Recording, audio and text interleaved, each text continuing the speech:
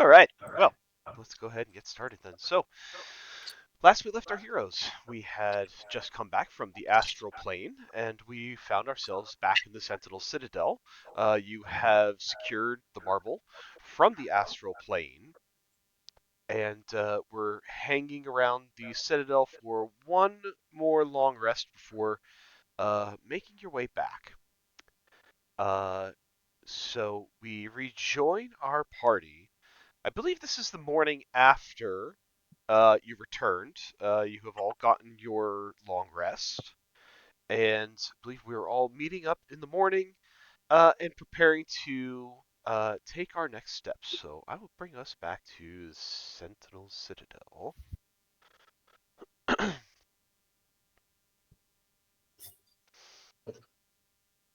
That's you? That was me. Okay, well, bless whoever the hell that was. Blessings of the deep to all. Satan! What? Satan bless you too. Yeah, sure, All why the dark not? blessings to you, Satan. Yeah. And unto you as well. um, hell, Ooh, that's why you get a hellhound. I already have a hellhound. Yeah, you do. Getting old. I've lost my notes. No. No. You'll find them. Have you You'll Pebbles. leave Did you also lose Pebbles, your you're up. marble? I did not lose my marble. You guys No, saw we that. got the marble. I watched. There's Anything else, something Sentinel ominous Marley? about hearing a little tiny voice that's high like Pebbles just going, I watched. Mm-hmm. Sentinel Marley and I were watching together. It was really fun. We had popcorn. We're having popcorn. That means I can have your teeth. Not until she is done with them. You know the rules. After the popcorn. I just said. No, but her teeth I'm need. not done with my teeth yet. You cannot take her teeth out You just don't because know. she has popcorn. Consent is important, okay? Rule number 1. Yeah, There it's kind of a tricky line. I don't feel like that's a very tricky thing, gonna be honest here. Well, I could teach you. Oh dear. I found my notes. Yay! Okay. Alright, we're Hey, focused. We're focused. So, are we? well, relative. Mm. In the morning, you guys all gather back around. Well, you guys all kind of slept in the same room the night before. Was that right? Yeah, Yeah. Jade is in Yes, because protective Jade was mode. paranoid. Yeah. Yep. Okay. So, you guys kind of start waking up in the morning. You're all sharing this dorm style room at the Sentinel Citadel that was built for the Sentinels that reside and train here. Um, it's kind of early-ish in the morning. I guess some of you would probably be rousing from sleep at this point as you hear a knock on the door.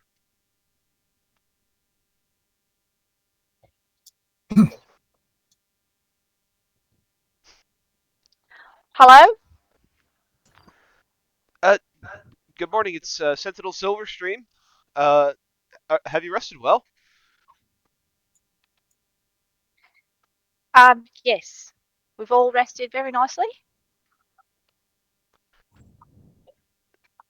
Good. I'm glad to hear it. Well, whenever you are ready to take off, um, Sentinel Syrian has been um, volunteered to travel with your crew if you so wish to still have Sentinel travel with you all. So whenever you are ready to go, you just you can come and find us in the mess, and we'll get ready to pack our stuff. Oh, okay. Thank you very much. I'm not rushing by any means. Please do take your time and avail yourself to whatever we have in the mess hall this morning. Okay, thank you. Still through the door, has not opened the door. Yeah. A few moments go by and there's silence, and you can kind of tell she's walked away at that point. Okay, I think she's gone. Were you concerned about her? No, not necessarily her. You know, just anyone coming in. So, you know, things. So who's hungry? Professor was making pie, I believe, as of last time. Oh, right, Professor already was going to go make some pie. Do They we want promised to be quite good. We should. pie? Go get pie? Breakfast pie? Pie. Indeed.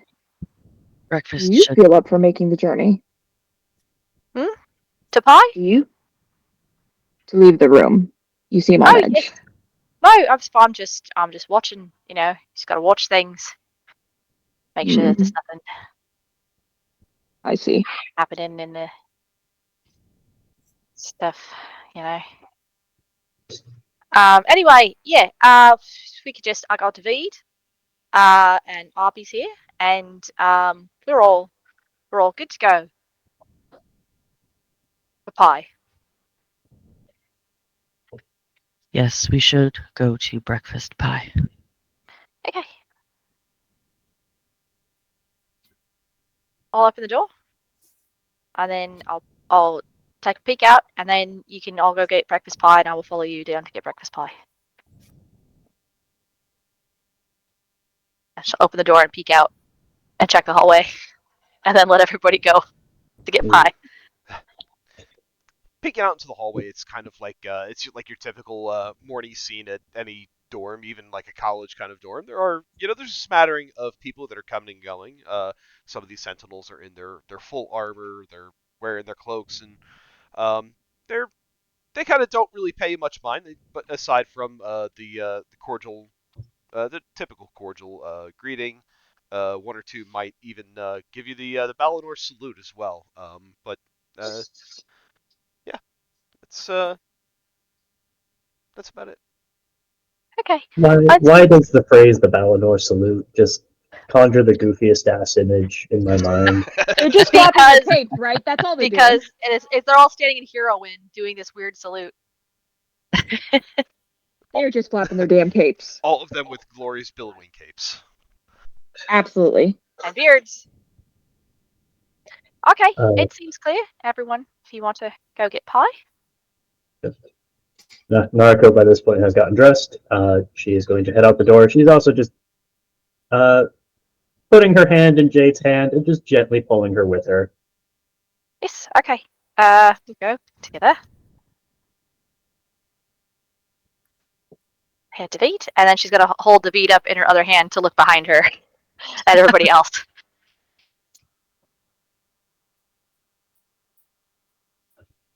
Yuki will just file in at some point and shuffle along with everybody. I am too distracted by the apple pie to know anything. That's what happens. Were we gonna learn about Void from Professor? I like COVID brain fog, dude. You're good. I remember our idea to take the Sentinel along was more to make him have a worse day than it was any actual need we had for it. But I mean, you can always tell him to stay home. The Sentinels wanted to understand more about the Void, and wanted to look through the Professor's notes, but Professor said that it would take more time than just looking through his notes to really understand. So if they wanted to send a Sentinel with us, we'd be happy to take someone. And they suggested the Sentinel that got captured by our goblin friends. Sentinel mousetrap. perfect. Poor idiot. We said yes. Of course we did. Now he's coming. Because we wanted to torture him. Yay, I remembered. Good job, buddy. Right? I am not team note taker, so that was surprising. Oh no, I don't take notes at all. Listen, just for the record, every time you guys go, Pebbles, tell us what happened. Suzanne has a heart attack going, fuck, what did happen? So good at it. Good Yeah. thing Pebbles actually remembers, because that little voice comes out of me and she says exactly what happened. I'm like, oh, well, good. One of my personalities was paying attention. That's why we also make you do it. Oh, good times, man. Fun. Good times. I think it's great. So if I missed anything that was supposed to have happened, I apologize, and I fully blame the COVID fine. for it. That's all I good. mean, it's a thing, friend. It's Yeah. How come it trashed you, honey? Don't you fret. Mm-hmm. Yeah, trashed all of us. Mm-hmm. But yeah, so you guys will gather up and head down to the mess Professor, I'm guessing you are already up before them and making pies? Yeah, so I believe where we left it was um, his efforts in the kitchen yields a delicious apple pie seasoned to perfection with cinnamon and nutmeg, where the lattice on top is woven candied bacon with a gentle crumbling of rock sugar. On the side is a slice of cheddar, 2 slices of bacon, half an orange, and a flowerette of ranch-infused meringue. That's what it Yes. said. Good job. It's gross. I Pie is found So I believe you all will head into the mess, and Professor has these wonderful pies that are set up and ready for you as you enter.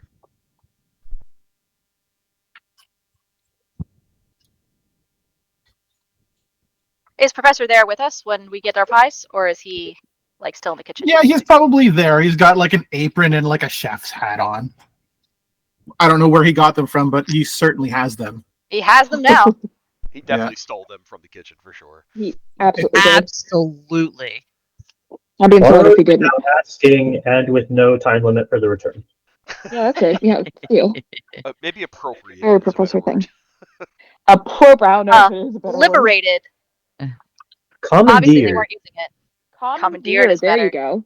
Now we're getting a little piratey. That's a good word. We know his Or like predilection for taking other people's clothing Everything.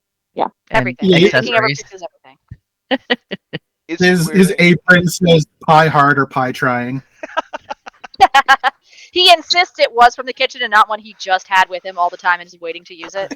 Uh huh. Is he wearing a set of the quad glasses as he's doing this? Oh, He is. it's almost like if you didn't know where he got them from, you would think that he needs glasses. Like he's always wearing them. I love that. Beautiful. I love this I bullshit. love that. Mm. Professor, the pie looks lovely. Oh, but you should taste it. It's probably just as lovely in your mouth as it is in front of it. It does look quite good. Weird way to say that, but okay, sure. Yeah. See, yeah. And you were good? Nothing strange happened while you were in the kitchen or anything? Nobody tried to accost you? No? Were you expecting someone to accost me from in the kitchen? I don't know. Anywhere, really. You did get preached to a lot by the exploits of Valinor. I'm learning about Balinor, which is fascinating to say the least. Oh, right, the fake god who's going to become real one day. I mean, maybe. I'm not really up on the process of generating a god out of nothing. Like, do you need to have someone to become the god, or do they just pop out of nowhere, fully formed and clothed? Oh, it depends. If you already have someone who embodies the god, they'll usually just become the god. If you don't, then it's just an idea that becomes real after a bit. Well, If you have to have enough people to believe in it and actually believe, and not just believe in order to get a god, because then it doesn't work. wouldn't that just be the ultimate irony, that there's an actual Balinor story about a man named Balinor who just embodied hope to the nth degree, so much that he became the god of hope? It's been known to happen. You know, They usually don't last very long. Well, for these people's sake, I hope he lasts at least a little bit long. Oh, no. These ones are probably going to last. There's a lot of people. They all seem very nice. Mostly. Some of the time. A little bit of the time. Anyway, they're pretty good. I'm going to have this pie. I love the You should probably have. I love the random rolls that Red makes. What is Red rolling wisdom for? Ren wanted to know if you knew what a tulpa is. I don't think that's high enough to know a tulpa. I don't know what Sure, a tulpa is.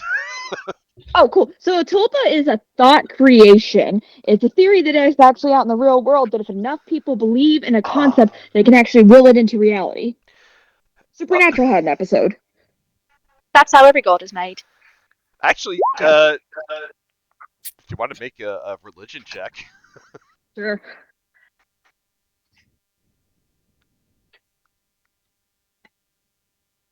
Yeah, no. Nope, that was worse. It's pretty cockamamie, but I don't know. Anything's possible, right? I mean, just a few weeks ago, you had like no eyes growing inside your sockets. I mean, anything's possible. Not remind me, that felt terrible. Did Do you we need see? to roll to see how delicious this pie is? Sorry, go ahead. I rolled a nat 20 on the Oh, that's culinary arts. Yeah. Yeah, I'm So- not screwing up my odds. It's this is some top-notch pie right here.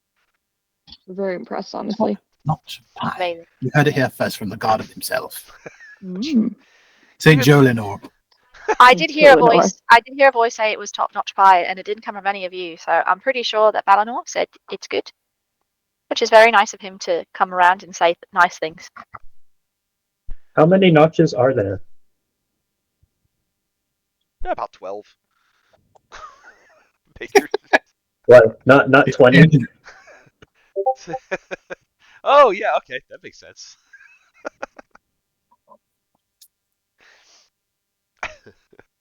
But yeah, even the light touch of ranch meringue, I don't know, it adds a little bit of a creamy spice to it. It's an interesting, but uh, eh, it's a nice texture. It's a nice blend. I'm shaking my head so hard.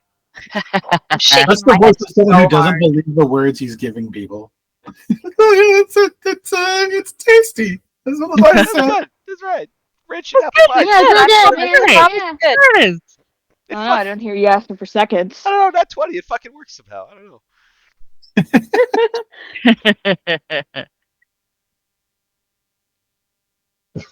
But yeah, so you guys are welcome to spend as much time here as you like. The Sentinels will come by, and they'll give you slight greetings as they kind of make their way through the Citadel as they're going to and from different trainings. There's like classes and stuff here that they take on, um, like martial abilities and fighting and strategy and leadership and all that kind of good stuff. There's a lot of activity going through Sentinel Citadel throughout the day.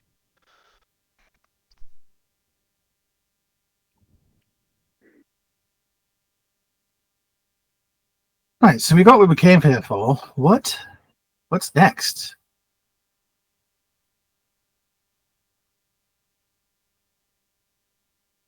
Well, I think as far as returning back to Iceland, we have the other teleport gems that go to each of those circles back in the lair. So that would be our fastest means to return. Is there anything else we need to do on this side of the ocean before we make that trip? Because I don't have a teleport stone to get us back here. We also very pointedly messed up that teleportation circle that led here, but the cult can't keep making use of it. I don't think we have anything else that's pending over here. I think we visited everyone we needed to visit before we left the first time. Just we all spontaneously decide, let's go into the middle of that lake. I that lake though. There is a lake randomly in the middle of nowhere. I think didn't the Vistani tell us go there at some point whenever you're ready to confront your destiny or something to that effect? That sounds suspicious. Yeah, I mean, they might have mentioned it. Yeah, but we don't have all the stuff yet to do that. So that's where you go if you want to advance to the next chapter. Dun, dun, That's where the dun. plot takes you. We're going a different plot direction right now. We have side quests to do. This was, I mean, this particular thing was more of a pending, like an imminent thing we need to do because that seemed like it was more on a clock. Like, hey, by the way, super powerful item we could probably get out of the cult's hands.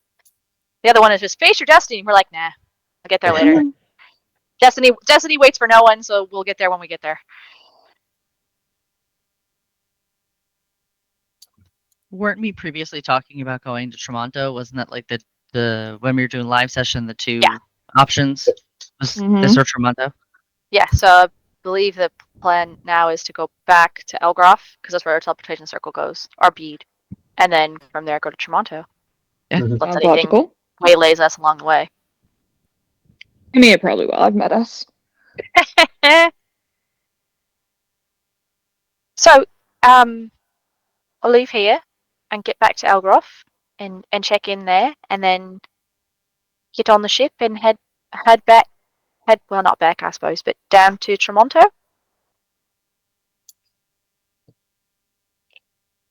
And finally check in on Marcus and make sure he's okay. Seems reasonable. Sounds as good a plan as any. Are you okay with that, Norica? No, Nothing. just she just gives a nod. Yeah. Are you nervous? Oh, naturally, but it needs to be done for a number of reasons. Yeah, Marcus seems like a nice guy.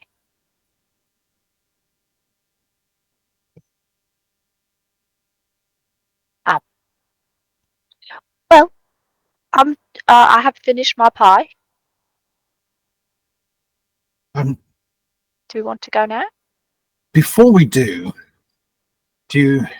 any of you kind of looked between Jade and Rand? Like, do either of you have no detect evil and good? A spell? Yeah.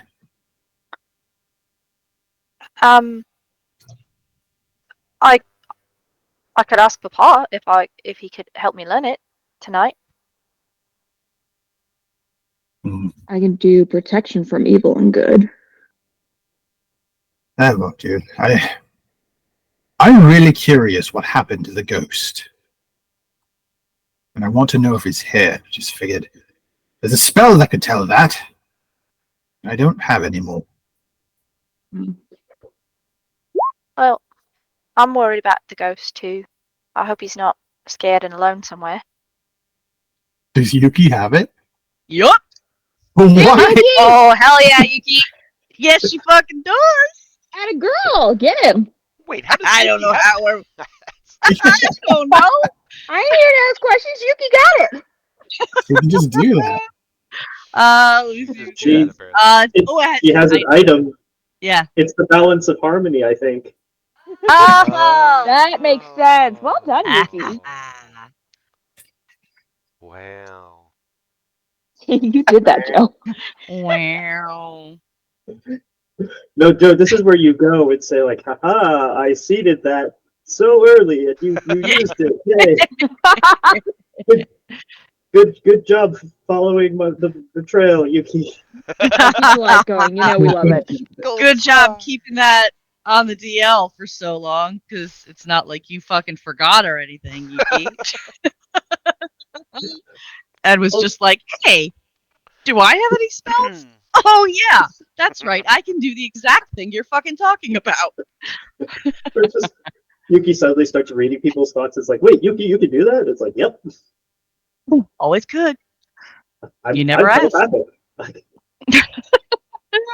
You never asked. I think Yuki will speak up. Say, Professor, I think I might be able to help. He looks at you in that, like, I don't mean to be rude and I don't mean to insult you, but how kind of look.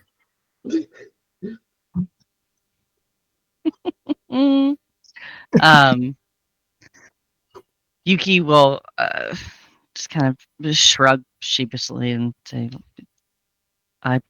after receiving my scales, I find that I can do that. I don't know. Oh, magic item! Love a magic item. That's brilliant. You can just cast it as a non-caster. You can just cast a spell. That's brilliant. Can you please? Can you tell? Do I have a ghost here? Yuki will cast Detect Evil and Good. You cast detect evil and good. You're you have this kind of divinish sense that flashes around you. You tap into your inner key. You tap into the sun soul that resides within inside of you. You kind of close your eyes. You hear the it's almost kind of like a monotone kind of droning, but not like that like annoying kind of droning. It's like a bunch of like monks that are like like that kind of thing. Mm-hmm. You hear it chanting. Like You hear Tibetan chanting, throat chanting. Gregorian. um, There it is. So much There better. you go. you extend with your senses out around you, and you feel a lot of things that are kind of ambient in this area. You are able to keep this up for the full 10 minutes if you maintain your concentration on it. Um, you are getting kind of an aura of celestial in this place. Mm. Uh, not from any one thing in particular. It's more of just like a sense of like it's like a sense of celestial like protection surrounding this Mm. place. Um, However, though, you pointedly do not detect undead, which is what a literal ghost would ping. Mm. If we I detect think, anything from the marble. yeah. The marble itself does not give off anything under the spell. I think anyone watching, he would, start to slightly glow a little bit, connecting with her key. After a few minutes, she will open her eyes and look at Professor and say, "I do not sense your ghost anywhere around this Yuki the sounds so celestial sad every time she talks. forces." But she's fucked up right now. We're pretending things are fine. We're not pretending well. Um, I don't I don't feel your ghost, just the celestial protection of this place. You see his eyebrows just kind of climb up his forehead, like, really? Celestial protection? Perhaps false god is not so false after all. No one said false god. It's fake god. Until it's not fake anymore. Interesting. Well, thank you, Yuki. That answers my question. She'll give a Unless it's not an actual ghost, and that's a whole new set of issues, but I'm content right now. Thank you. she'll give you a slight smile and a bob of the head and go back to her pie.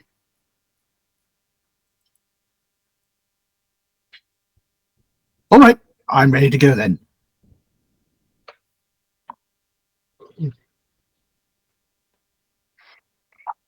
Ren, did you have anything else you wanted to do here before we go? I would like another piece of pie. Are there more pieces of pie, Professor? Sure. Happy red noises. Eat some pie. You know, Up if north, we boy. could figure out a way to make one of the inside of one of these pouches or bags cold, we could probably get the physical components to cast pie whenever we want and keep them with us for at least a few days, and we can have pie on the road. That seems like a worthwhile subquest. How do we engage in that behavior? Just a little bit of research and a little bit of trial and error, all the things that you caution me against. No void magic? Yeah, it doesn't have to be void magic, you just need something to be cold. You Yeah, might void even be magic able to acceptable. inscribe runes into like a bar of iron or something to make it turn cold. I think perhaps maybe, but have something for another day. Until then, eat as much as you can now. Otherwise, it's going to stay with the Sentinels to enjoy while we are out eating BLTs and gruel. What is a BLT? Oh, it's this delightful porridge of different grains that you probably don't want. Don't. Just don't. The grains could be acceptable if there is cinnamon on them.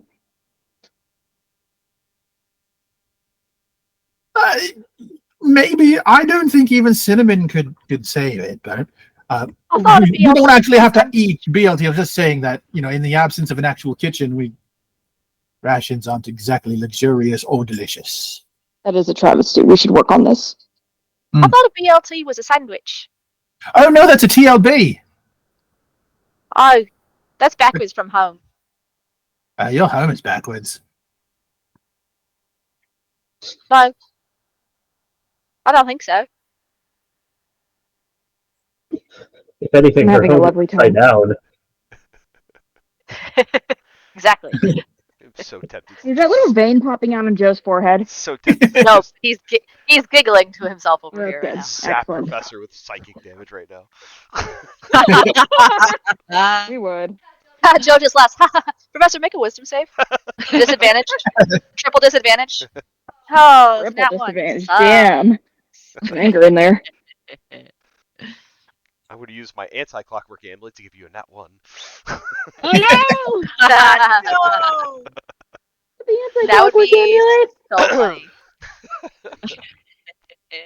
Ooh, Should make that. a clockwork amulet where you could just declare what number other people rolled. That'd be That'd be the clock terrible. cursed amulet. Oh, yeah. Awful. Unfortunate. Anywho. I'm learning so much tonight. It's a lovely time. It's a silly place. So it sounds like our group is getting ready to move on. Yep, yep. Yeah. All right. Uh, Narco is going to deliver her fake orb, which mm, has been hella enchanted with what the hell did I roll last time? Like a 39 or something? Everything. yeah. It was a big number. I remember that. Yeah, it was in the high 30s. It's just I have poured all of my extensive artificing knowledge to create this. Holds up an orb. It's like, what does it do? Nothing. Absolutely nothing. It looks But if pretty. you but by God, it's going to convince you it does something. Mood. Cool. A fantastic orb will be handed off to be secured with the highest security. Imaginable to mankind. So, as Naruko does take out this decoy orb, Professor, I would actually like you to give me a perception check. Perception check. I roll those with dice now. Perception 4. That's 18. 18. As Naruko takes out this decoy orb, you guys are getting ready to pack up and kind of hand it off and make your way out. You kind of notice Arby behind Naruko. His head appears to be kind of twitching and making like little electric, like fizzing sounds.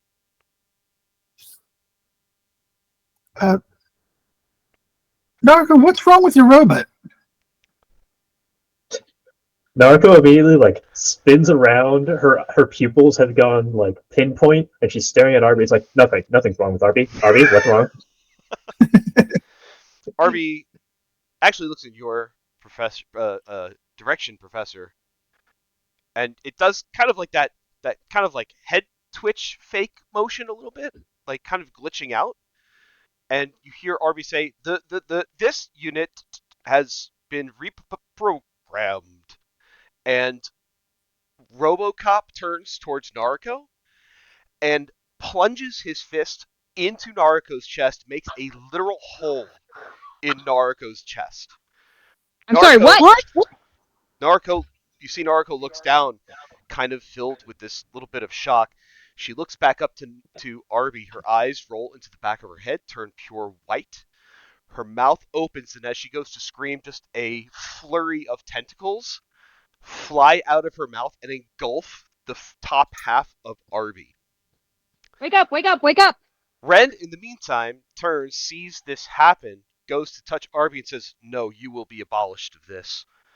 While Reverie kind of, she shape shifts and you see she becomes Kiolna, but with these glaring bright purple eyes. reaches out to you, pulls the orb out of your pocket with this sinister grin. Jade, watching all this, turns to Reverie, turned Keelnan, and says, "No, your time. It is your turn to go home." David, at her side, explodes into purple flame as she reaches out and touches Kiolna, using it inflict wounds, and just kind of melts Reverie to the ground with this spell. Yuki, watching over all of this, turns to you, and she kind of reaches out with one hand, one arm, her hand open, the arm that has the gauntlet on it, and she says, "The balance must be restored."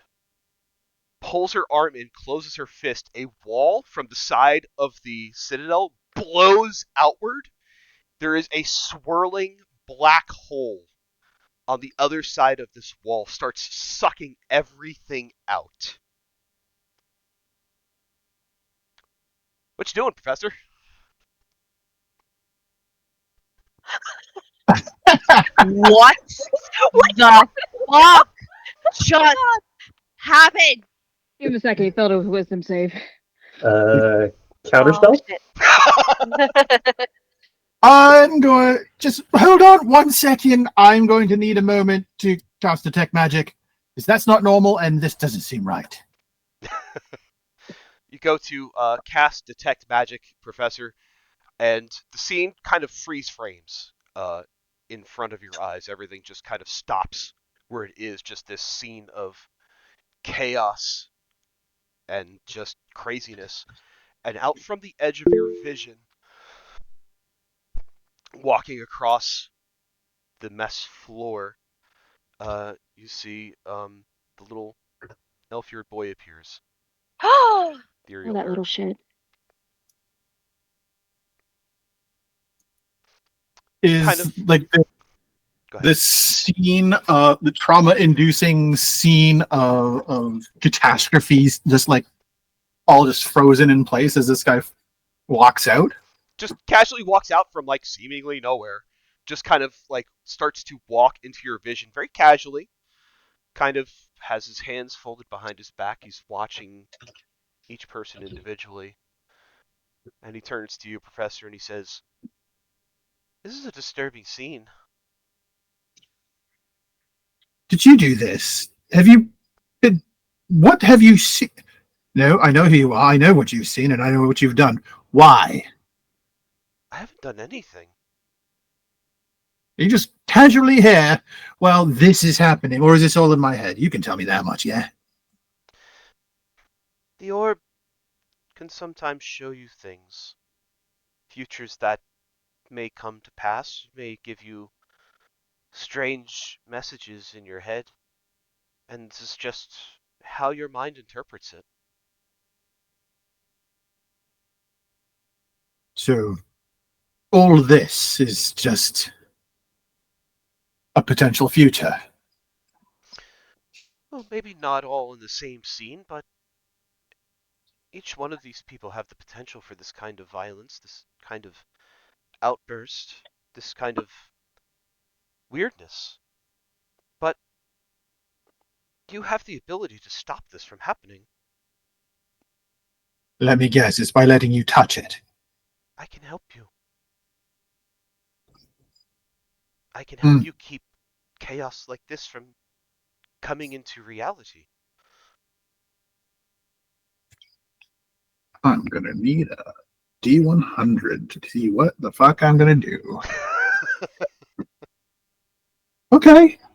Dice is telling a story. Uh-oh. How can I trust you, of all people? What protections do I have from you if I let you help? He just kind of shrugs and he says, "Faith? Faith that I know that object better than anyone else you'll meet."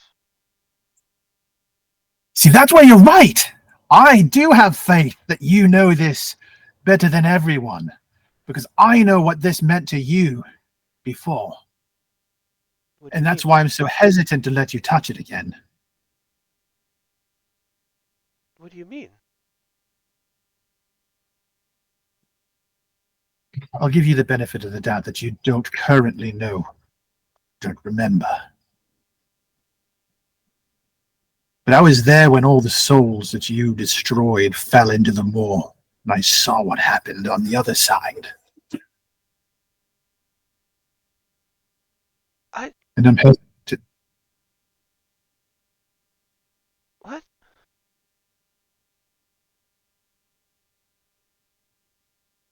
Are you going to release me from this illusion? Or is this a you don't get out unless I say yes?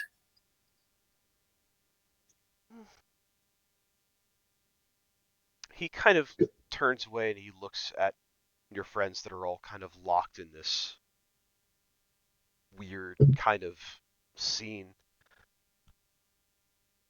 And he starts to turn back to you, but you notice his movements slow to almost a crawl. And from the top of your vision, almost like from the top of your head, upside down, you see Jeffrey's head. He looks up towards Jeffrey.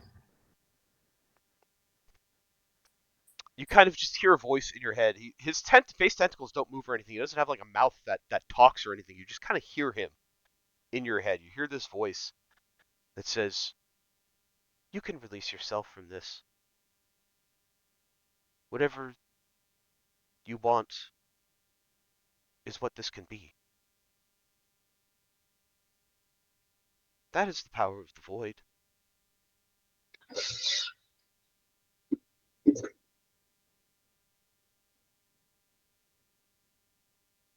If I don't, am I trapped here?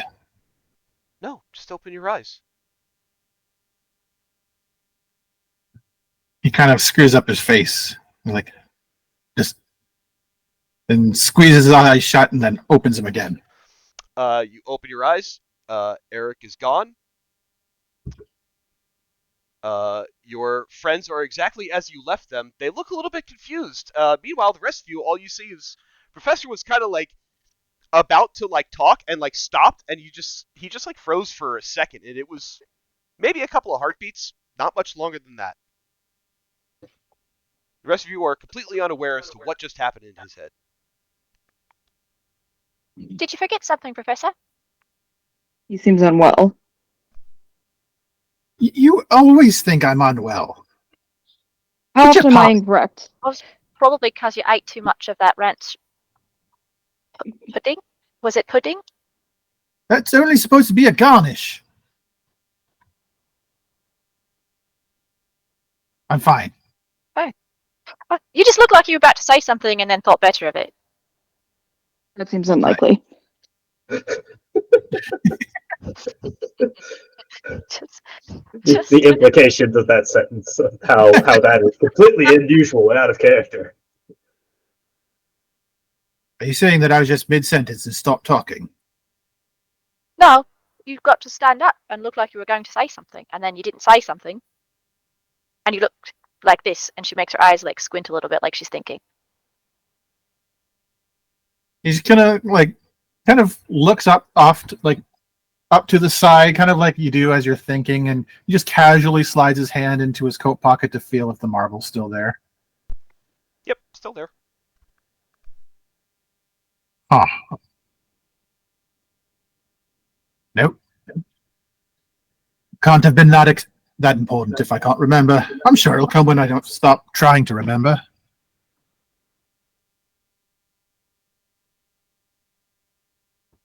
Oh, okay.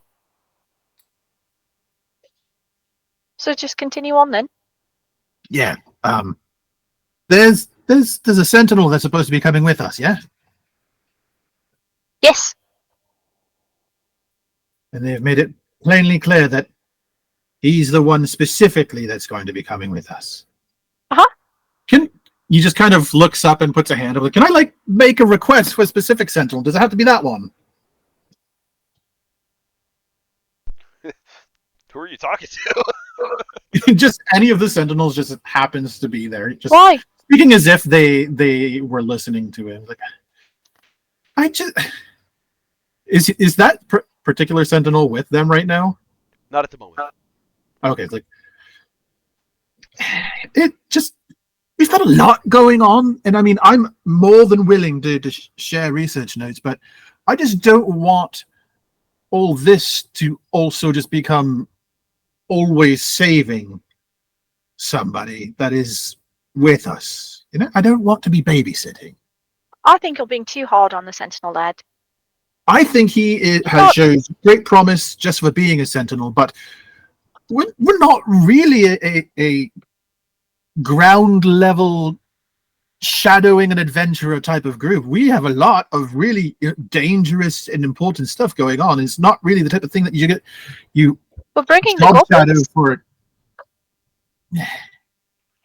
Yeah. The goblins did stymie him. Maybe they They might surprised protect him. him as well. They did a very good job with that. And that's the thing, they're goblins. So? That feels derogatory. Have you ever fought a goblin before? Yes. Yes. Obviously. Yes. We've all fought them You have together. to be careful where you step so you don't one-shot them by accident. Oh shit.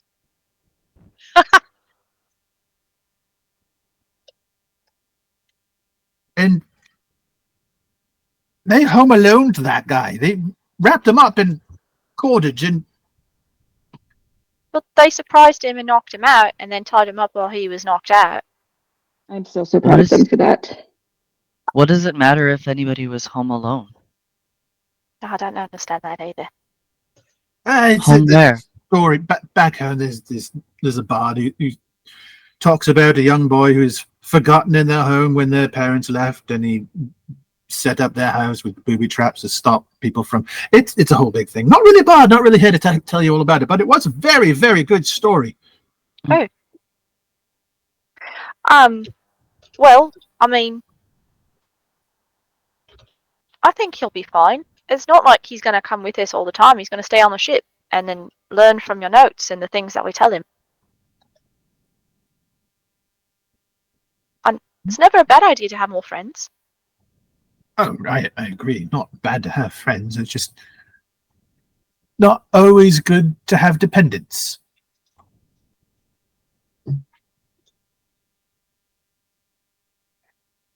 But you're okay with the goblins coming? I didn't say that. I'm confused now. I didn't call for the goblins to come. I am still okay with the goblins coming. He wants the goblins to come. You know what? If you're going to take care of the goblins, you might as well take care of the Sentinel too. I'm already taking care of you and a goblin. I've met my quota. You say that like I can't even feed myself, but here I am feeding you, and you damn well love it, don't you? Less about feeding and more about what you will do should I wander off at any time. Well, I guess we'll find out. Mm. It's fine. Well, it's fine. That is not a reassuring statement. You can't say that when I'm trying to say that we should not have the Sentinel, and then say no, maybe we shouldn't have the Sentinel. Yeah, you're right. The whole lot. This is how we do it around here.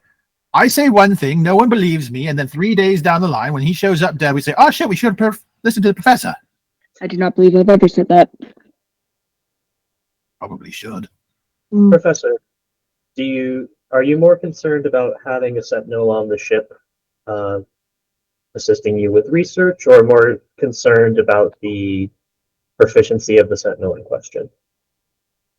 I am more concerned about the proficiency of us with the Sentinel in our care.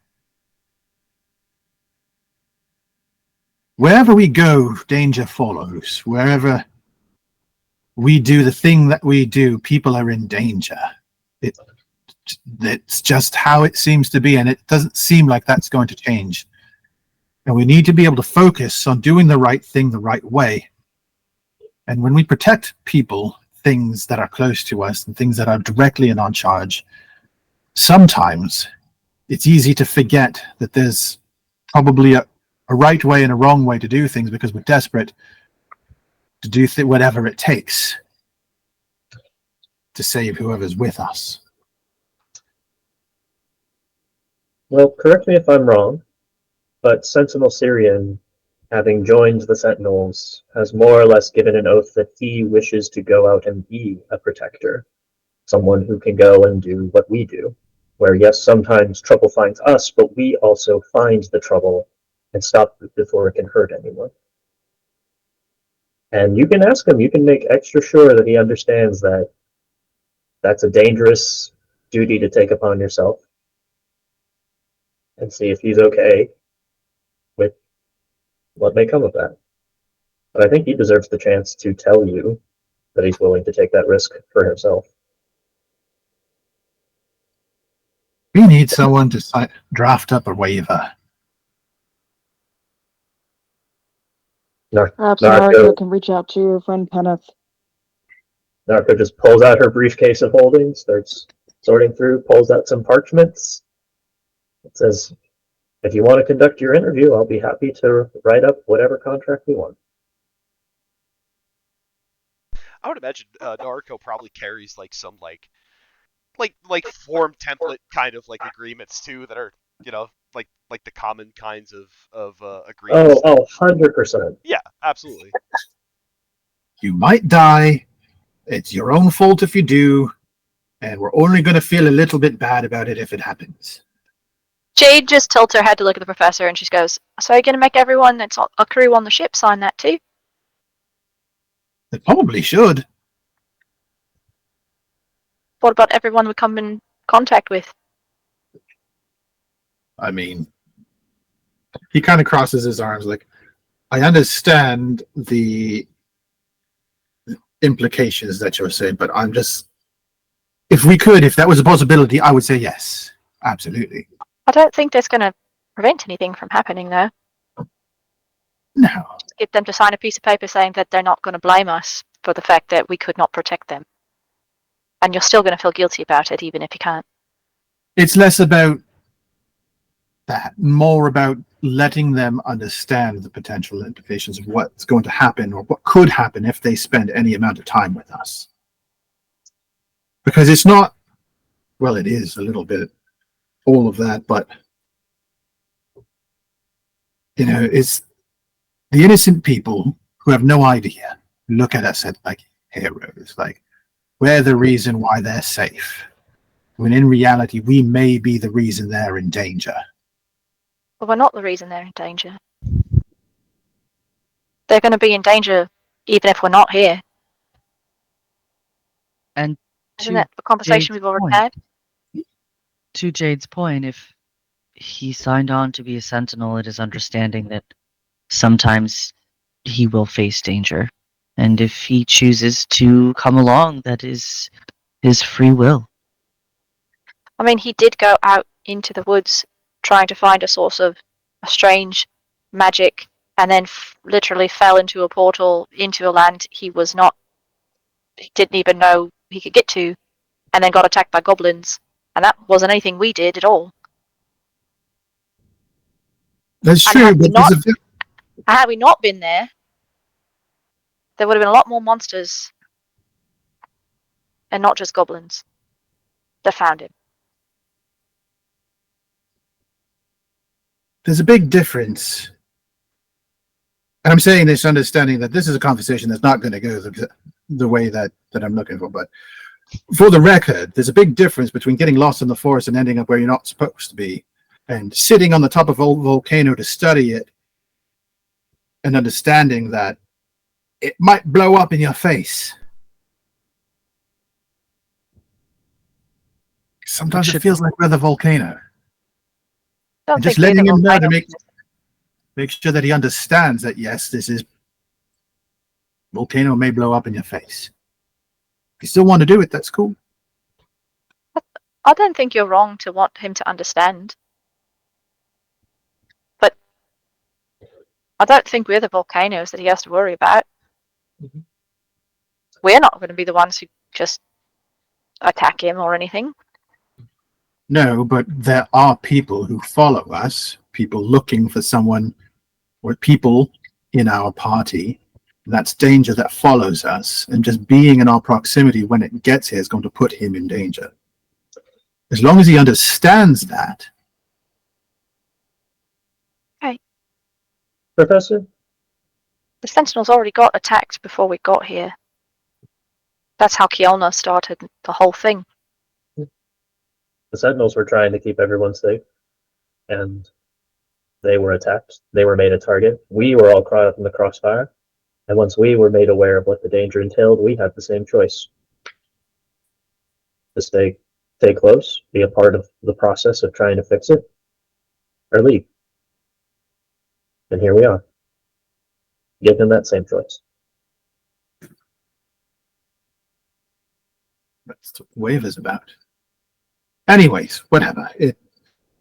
I'm just saying, it wouldn't hurt that if we have someone that we are swearing ourselves to protect, or at least have someone here that we're going to feel like we should, they should at least know that we may not be able to. Even if that's part of their oath already.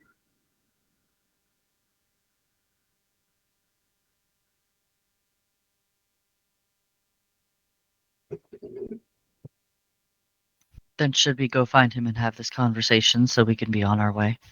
Yes.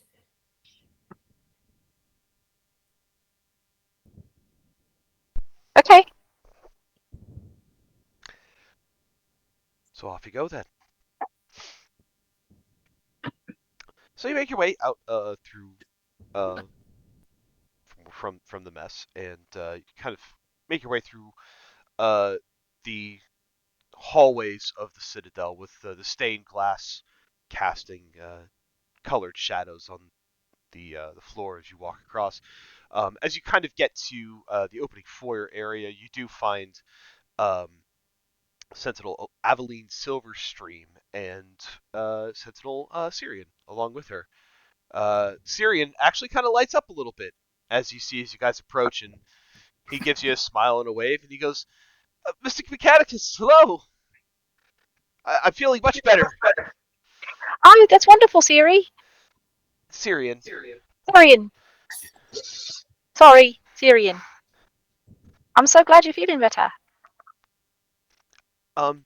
I'm. If you guys still wouldn't mind having a sentinel along, I'm ready whenever you are.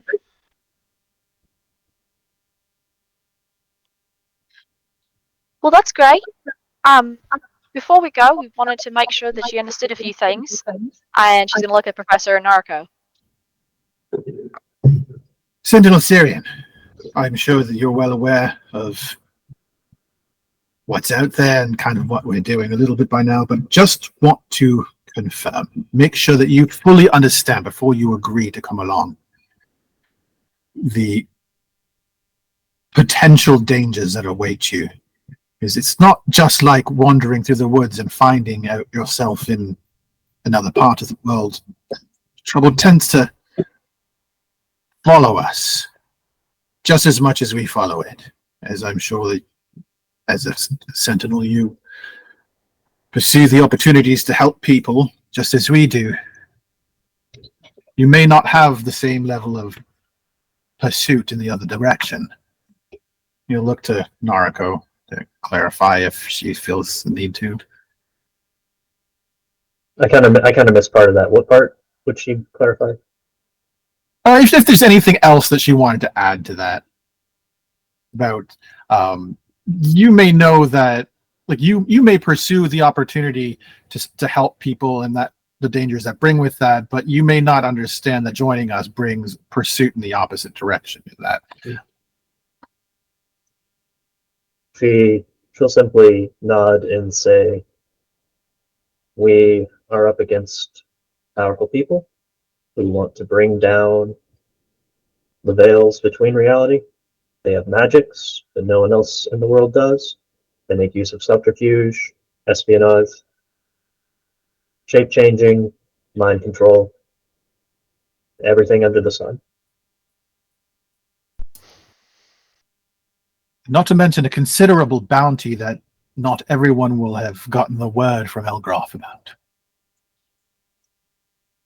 Kind of considers these words for a moment, and He nods and very confidently looks at you and says, "Professor, sir, Miss von Grutzner, I signed up to be a Sentinel because I wanted to protect people, because I know it's a dangerous world out there, and because, well, everyone should see the beacon of hope that the Sentinels are, and the hope that springs eternal within the world. I understand it's going to be dangerous. I've been I've been responsible for my own protection since I turned 18, and I am more than happy to be that for others too. I am ready for this."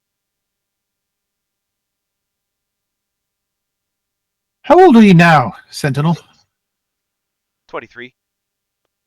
23. Do you have a family? Uh, yes, I do. Back at the Rose Coast. Mother, father, wife, sisters, Uh, mother, husband? father, only child. Right. Well, if you understand the dangers, and if you think of them good and hard, just for a couple of moments, and then look us in the eyes, say that you're ready, then I trust that you are. He looks at you, Professor, and he says, "My parents are proud of the choices that I've made. Sure, uh, you know, they're nervous whenever I go out on missions, but what parents wouldn't be? But they understand that I'm following a greater purpose, and I'm doing it. They're the people who I'm doing it for. I mean, not just for my parents. For people like them. I mean, you know what I mean. But yes, yes, I understand. I understand what I'm getting into, and I understand the dangers that are out there, and I understand that I don't know all the dangers that are going to be out there, but part of our training and part of what I want is to be able to face that head on, and like I said, to be able to show this world that there is hope to continue."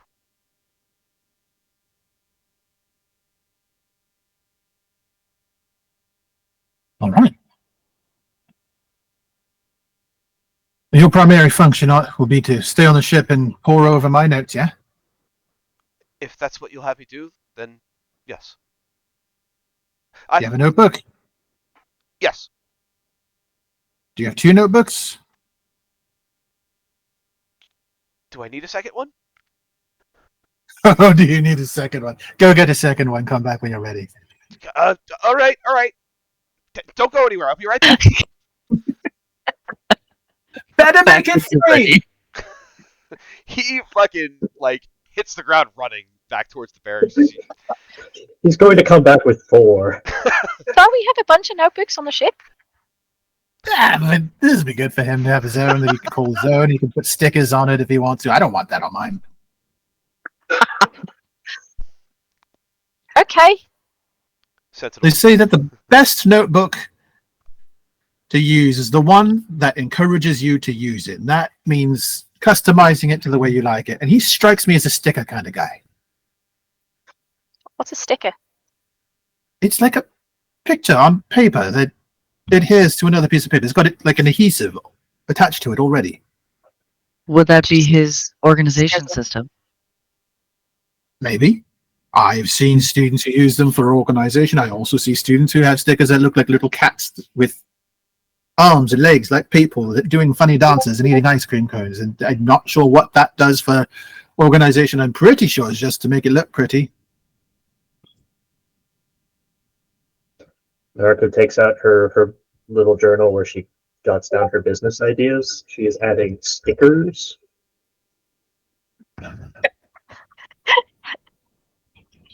Okay, well, those sound nice. Narco's fully on the merch monetization train. I mean, the theme is strong with us. If you could convince people that your brand is part of their identity, you have them forever. So, uh, Shield Guy stickers, Mystic Mechanicus stickers, uh, Von Grootzner Company stickers in a variety of colors. Definitely going to be some get rotated merch. Oh, hell Oh, yeah. sure. There's a pirate already making that. Pretty sure. They're like, Dad, they were scary as hell, but damn, they had a good catchphrase. I visited Elgroff and all I got was this T-shirt and a husband. Amazing.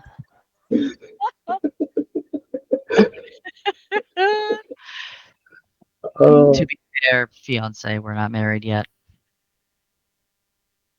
I didn't hear denial. Aha! That's how I things said become yet. Well, we canon. all heard the word yet. I did say yet. Yeah, implying that it is to happen. It is still a future exception that's going to happen. You're expected to. It's gonna be great. I'll help you pick out all your something blues. He may also die. That would be sad. I think he's too devoted to die. You should Well, make we'll him bring him sign the back. prenup now, so if he does die, you get half his stuff, or all his stuff. All his stuff. Yes. His stuff being his one boat and a shark. And a dagger. Seems The somewhat backup underhanded. mushroom that he didn't use because it wasn't as cool as the mushroom he eventually settled on, but he kept it just in case he lost the other one or something. Oh, Oh, that's adorable. That is he's cute. so cute. I can't wait for Don't you be guys to that get way. If. married. So, it takes a couple of minutes for Syrian to run out and come back. Meanwhile, you do have Sentinel Silverstream with you, and she kind of shakes her head as she sees Syrian run off, and she says, He is. He's an eager young man. He has a lot of heart in him. I think. I think a mission like this will do him some good. He seems very nice. He definitely needs some worldly experience. No, Don't you feel Naruto like just staring into the middle distance, being like, "Oh, this is not the party for worldly experience. We'll take you around the world, but we don't have the experience." I'm 16, so you know, it's just everyone just like, yeah, we're all new. We've just killed a lot of people. That's our experience. Have this 23-year-old Put that on your resume. fully Just blood. armored man, just yes, Miss von Grutzner. yes, Professor Sir. We've been doing this for a grand total of 1 month and instantly became murderers. We're doing this for a total of a day and a half and became murderers. Now it's been 2 months in game and we've just cut a path through the whole of the countryside. In our To be defense, fair, they struck first. They struck first. Except for Practically this serial very last killers at time. this point. People cheer for us. They mostly Well, they for cheer Arby for at Abby. least. Yeah, This is mostly Arby. it's mostly Abby. I was like, they shield guy, and then they're like, oh, hey, it's the Mystic Mechanicus. I heard about you. I think, can Abby sign this piece of paper? Signs it in like dot matrix. I love it. No, like it's the a old barcode. printers. Getting better. Oh God. Oh. Signing sessions with RB is gonna be terrible. I can't wait for that to happen in yeah. Tramonto. Nobody's even concerned that Naruko's here, and they're like, there's a wedding, it's fine. But this guy, Guy's pretty cool, Oh my man. God, it's the Shield Guy. the shield guy, oh my gosh, my cousin loves you. Please sign this. He's gonna get a kick out of it. Concerning. So after a few minutes, Sentinel Syrian comes back. He's a little bit out of breath. You can tell he's been running at full fucking speed. He has like an armful of like 6 notebooks, and he goes, "You think this will be enough?" Oh, that's perfect. Do you have pens and pencils? Yes, those I have. Okay, perfect. I'm going to need 2 more things. I'm going to need maybe one. Can you grab a bottle of elbow grease, please? I don't. Professor. Do they put I that in think elbow? he's messing with you, Syrian. He's gonna make a check. He kind of makes a face a bit, and he goes, "I don't think they put that in bottles, Professor, sir." Oh, I was really hoping I could find something. No, what? All right, Syrian. It sounds like you're probably ready to go. I'm ready to go. You guys ready to go? This is gonna be fun.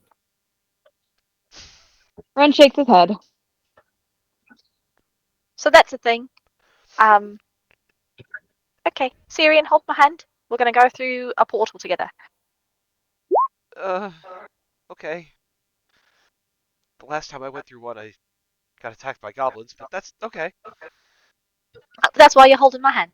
All right. Do not Well, do that again. the second time you went through one, you got back home. So Oh, So we're he's about due for 50% another bad success. turn, is what you were saying. Yeah, that's okay. That's the gambler's fallacy. Okay, sure. I Professor, mean, we're are you a going gambler? to the cave that we cleared out, and our goblins are not there anymore, so you'll be fine. okay. Yeah. I'm ready for this. Let's do this. She just gently pats his arm and she says, "It's okay. You can stay behind me, and I'll keep you safe." Oh, thank you, Miss 4'10" with a giant hat. My name's Jade. Jade, Miss Jade, thank you. Of course, you're welcome.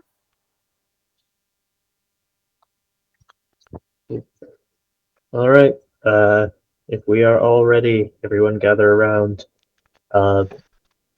Narco has 2 of these gems. One goes to, I think, the blue portal, and one goes to the yellowish orange portal. Is that correct?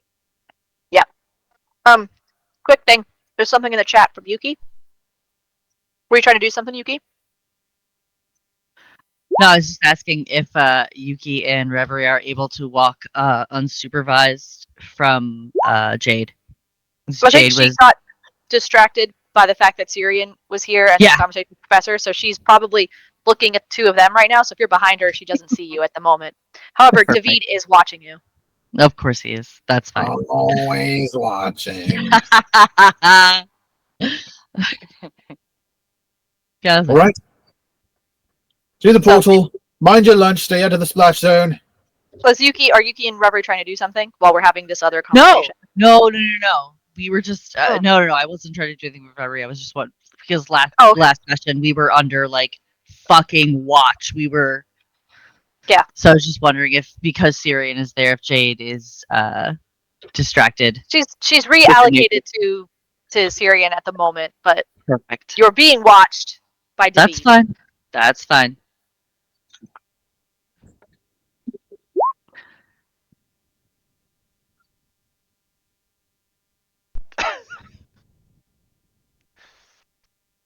Nice. Cool. Through the portal. So, All right. Eeny, meeny, miny, yellow portal. yellow portal. So you take the bead that has the yellow yellow sigil on it. You can kind of throw it against the ground. It pops in a puff of smoke, and you see a portal springs up vertically that will last there for at least a round or 2. On the other, and you can see on the other side of it as the portal kind of materializes. What you see is the stone floor of the cave in Helgroff. You see the water coming in from the cave, kind of splashing against the rock. The cave itself is dark and quiet and does not appear to be occupied otherwise. Yuki, you were reminded as this portal springs open of the very first time you see it, which was used by the fake Kiona.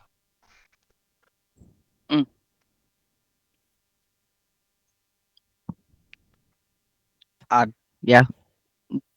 I know we already had this conversation last time about that this where this was. So, Go, go, go, go, go, go, go. Come on, Syrian, and I jump through Syrian. All right. So you follow through. Sure enough, as you step through the portal, you find that you are stepping back into the cave under Elgroff. Um, if you were to make your way outside the cave the way you came in, you'll find that the Corvus is still waiting for you just offshore.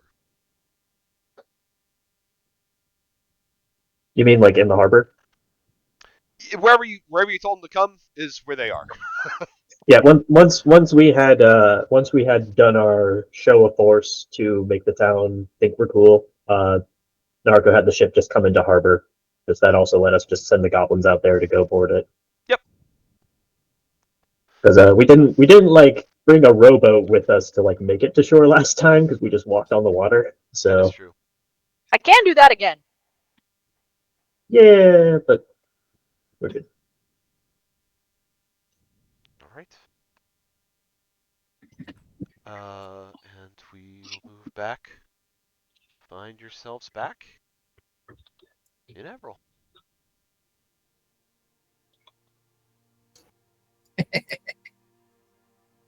True. Oh, see, that wasn't so bad.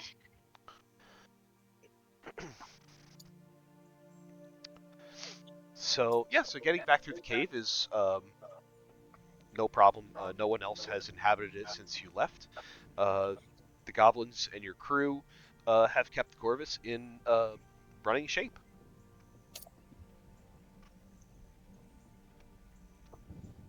I only caught like half of that because you went super robotic after the map change. Yeah.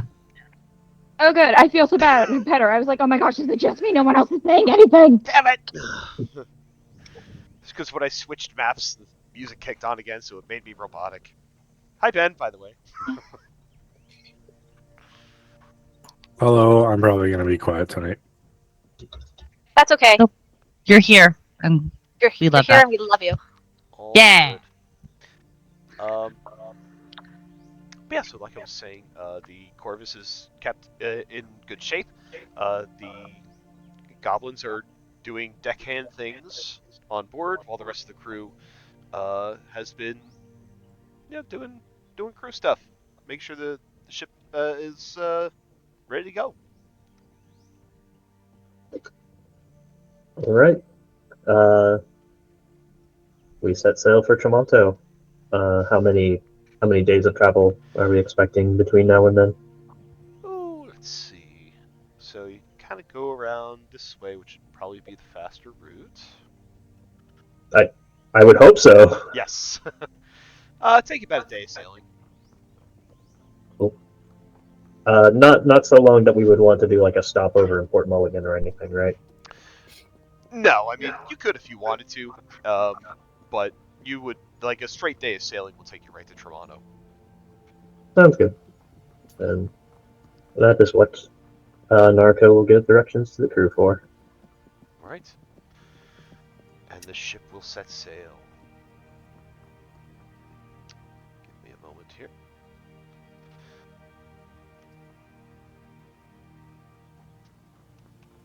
All right. So, as the ship begins to move forward, you have a day of travel ahead of you. Um, the sailing will be smooth. You won't come across any kind of hazards or anything like that along the way. Um, so you essentially have a day of downtime. So, does anyone want to do anything with this day of sailing that y'all have? I think the professor will just casually like come up next to Nariko and he'll just say like, Nariko, just out of curiosity, what would it take and how difficult would it be if someone knew what they were doing to just change RB's programming or remotely alter his programming? Mm. Uh, Neville knows how he would maybe answer that question, but I'm curious if Joe has anything set on what is and is not possible in that domain. I, even if it was possible, I think it would be pretty freaking hard to do since this is like your creation and like your thing. Mhm. Um, so I would say whatever you think, you know, it would take, because I don't really see any plausible way, at least definitely not easily. Yeah. Like, I'm just looking at the stat block, and I'm like, he's immune to the charmed condition, so that knocks out a lot of stuff right off the bat. So Narako will sort of shake her head and say,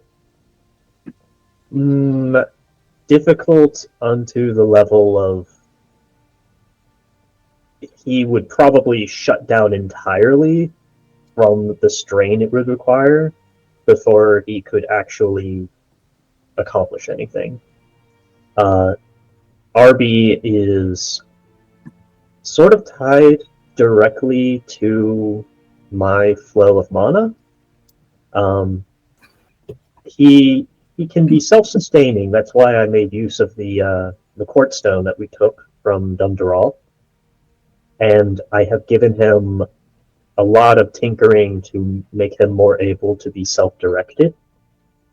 But as far as like turning against his own programming or turning against us,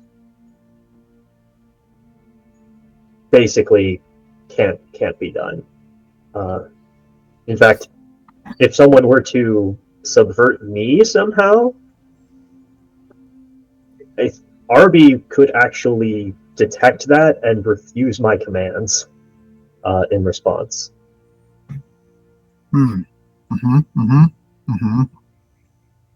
He kind of crosses his arms and he's just like staring ahead of him, just kind of nodding. Okay. Well, good. That's good to hear.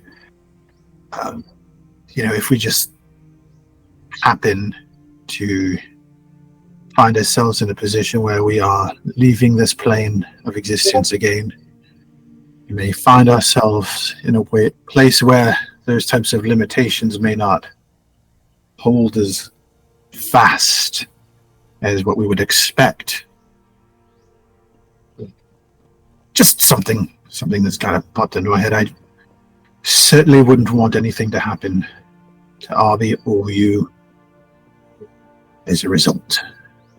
But it's good to know that it's fairly secure. Mm-hmm. Any particular thing you've come across in your studies that leave you concerned about such a possibility? I had a dream once that Arby's code was rewritten somehow, and it's just a dream. Just figured might as well ask and put it on your radar that, hey, maybe we may end up somewhere where the usual expectations of operation don't work as you want, and that may be a possibility. And maybe if there's some sort of defenses against that we could muster here, might be at least worth a look.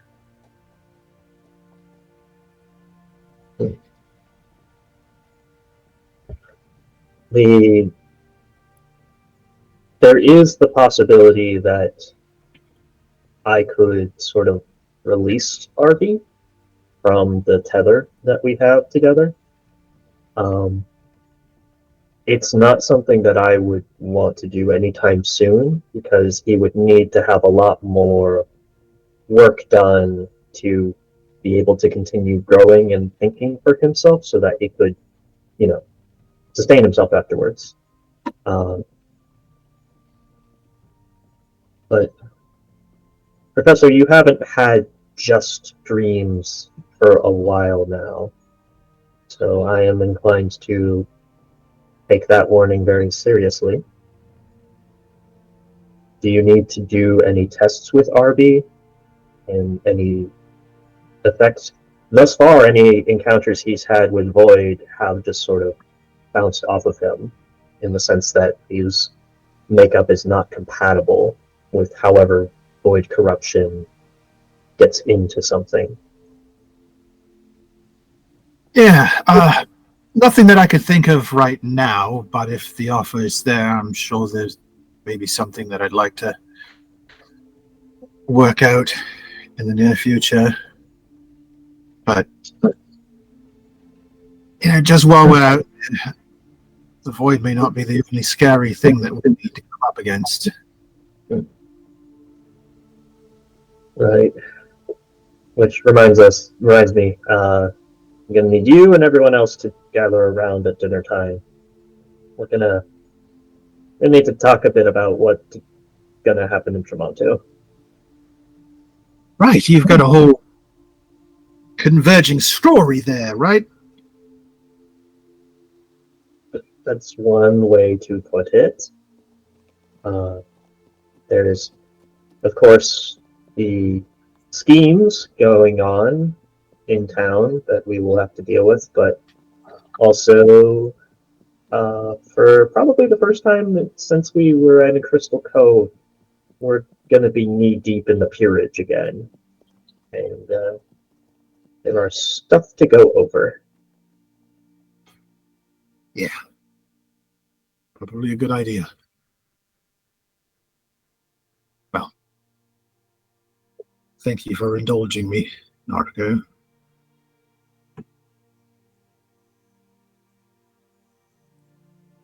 You know, you should always come with anything that concerns you like that. I mean, I appreciate that you've been keeping your journal and keeping me up to date on any of the effects that you've been feeling. You also have possession of the marble now, and that could have its own stuff. It seems to be inert for right now, but, well, our goal is to change that eventually, so. And I also still don't know what, if anything, happened to it while it was in the possession of Axis, so. Definitely going to want some clerics to work it over. I don't want there to be any residue. Could complicate things. Not a bad idea.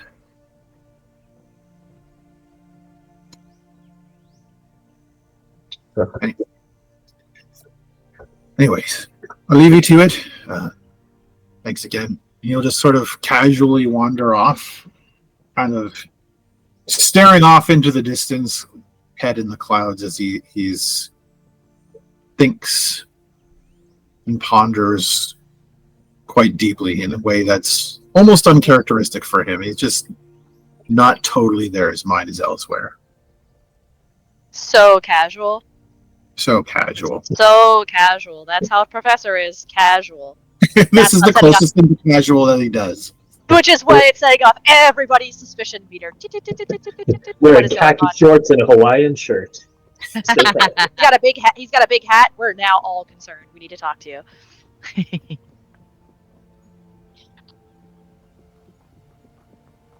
I think when we first get on the ship, Jade is going to say hello to all of the crew and casting detect magic as she does that, just to make sure nothing's happened while they've been gone. And then she'll probably take the time to actually take a moment in someone's room when they're not using it to just sit and rest because she is currently exhausted. As you're going around checking crew, give me an insight check. Okay. I closed my thing.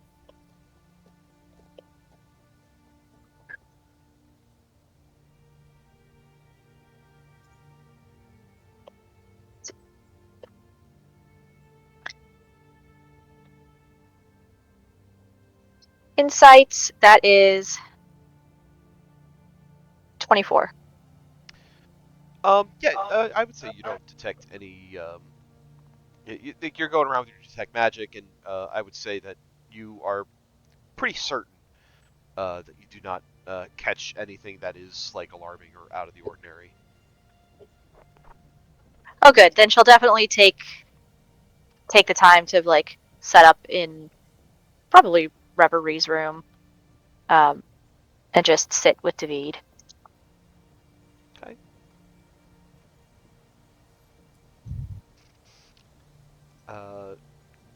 Ren, Yuki, anything you'd like to do during your day of sail? Nothing in particular. I think Yuki will kind of get on the ship and say her hellos. She's not going to be rude, but I think when everybody starts to kind of break off to do what they're going to do, she's going to head to her room and do some meditation. Hmm.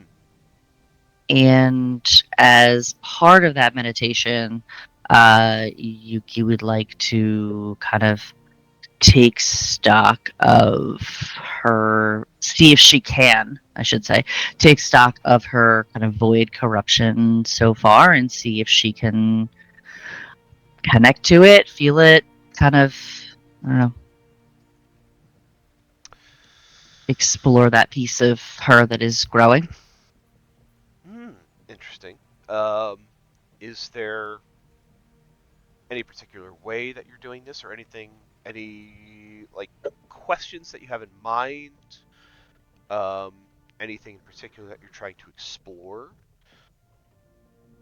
Mm, I think as far as how, um, I think she's going to um, think about actively during her meditation the times that she used the Void Rift spell, the times that she began glowing purple instead of her normal glowy um, Super Saiyan yellow, the times it switched to purple. Kind of um, how that felt, um, how her thoughts felt in that moment, kind of where maybe it sat in her body, if that makes sense, like where it seemed to feel like it was coming from, being having her key and being very focused on the energies in her body. I think she might be, I'm going to say, better equipped to feel that, if that makes sense. When Yuki reflects on those times when she tapped into the power of the void, how did she feel? And what is she thinking about how she felt in that moment? Sure. Like when she used the spell, like what was she thinking? Like looking back on it, like what does she think about how she felt while she was using it? I think she's has enough insight to know or to understand that it came from a place of fear, a place of lack of, what's the word I want to use? Lack of being able to protect her friends and herself, being not able to keep everyone safe, and understanding that this power could.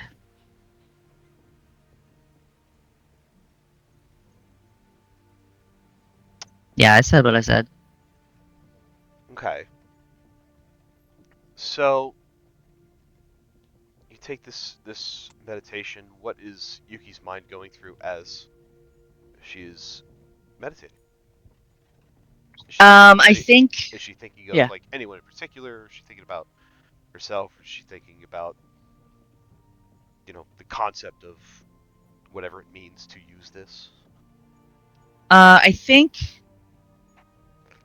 it kind of it starts with her normal like body scan, right, of kind of acknowledging where the energies lay and where they kind of sit in her body, where I don't know, they just are.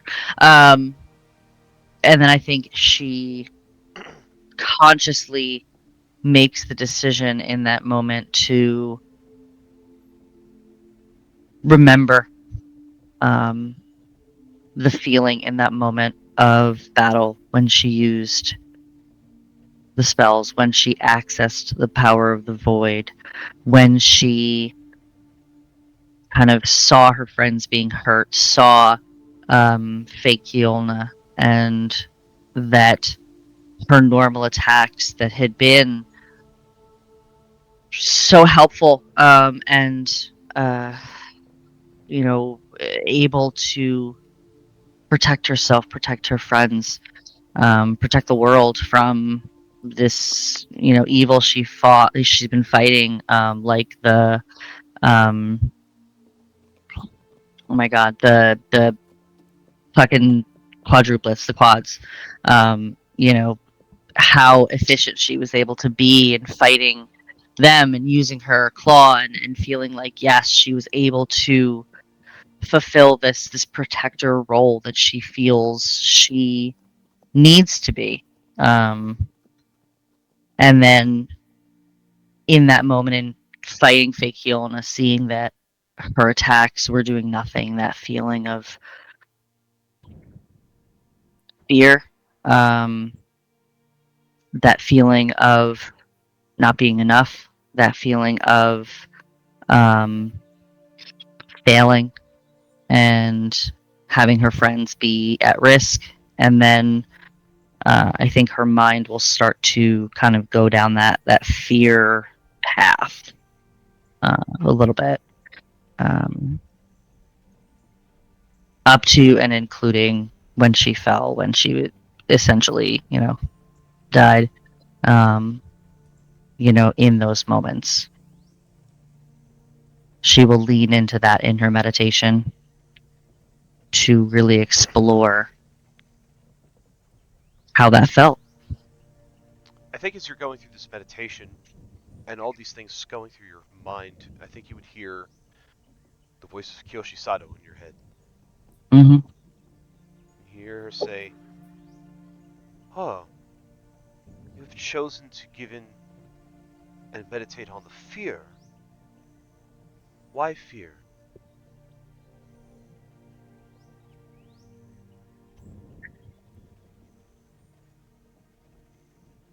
In all things, there are balance.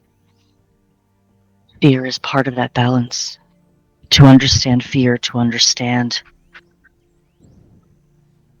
what fear will bring me to, what fear will make me, I may understand how to protect myself, to protect my friends.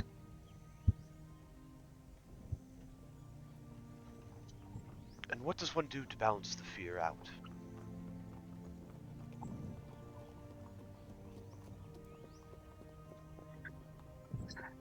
Knowledge, Shachi, knowledge.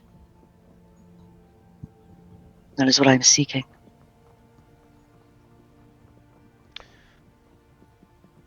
It seems that you have the answer all along. You've realized where your strengths were when the chips were down and you leaned into them, and I think that is how you counteract the fear, and that is what brings the balance. Would you agree? Mm, This power you I do. wield, I do not think it is something to fear. I think it is something to embrace.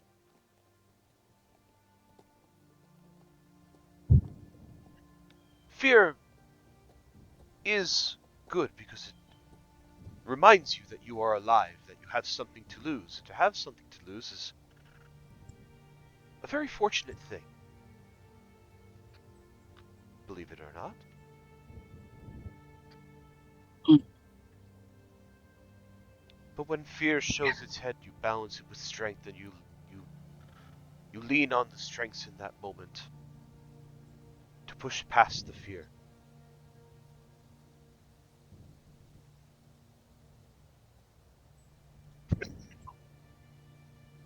What if it is not enough?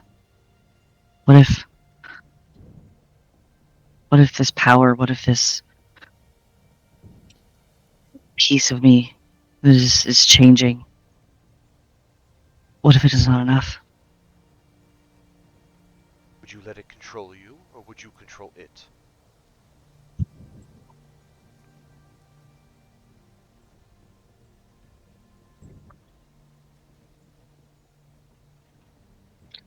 Honestly, I do not know. Hmm.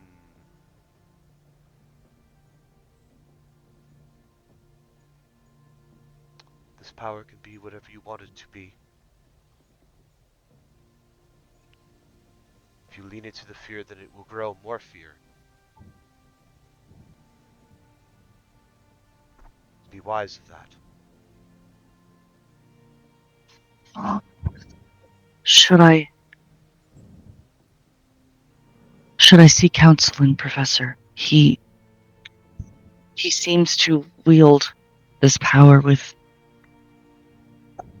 confidence, with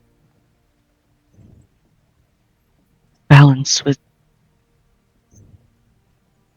control over it. Seek the knowledge wherever you can find it, but it is only ourselves that can interpret what we learn and what it means in our own lives. And there is balance in that as well.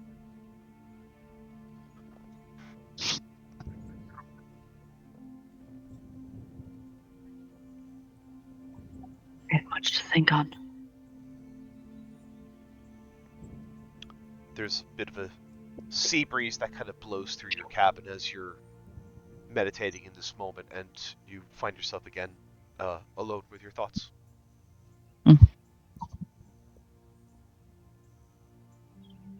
And she'll remain there, thinking.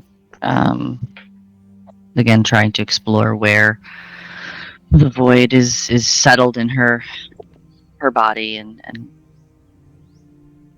occasionally mutter about control or it control, and try to figure out what she's going to do. All right.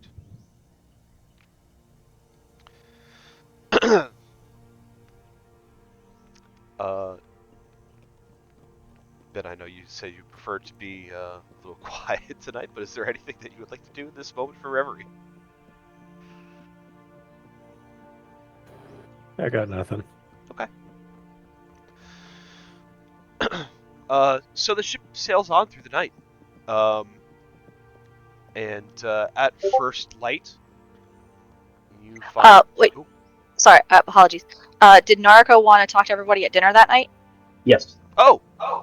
Apologies. Please take it away. Uh, while everyone is gathered around the table in the mess hall for dinner, I don't know what's being served, but I'm sure ranch has been added in some way, shape, or form.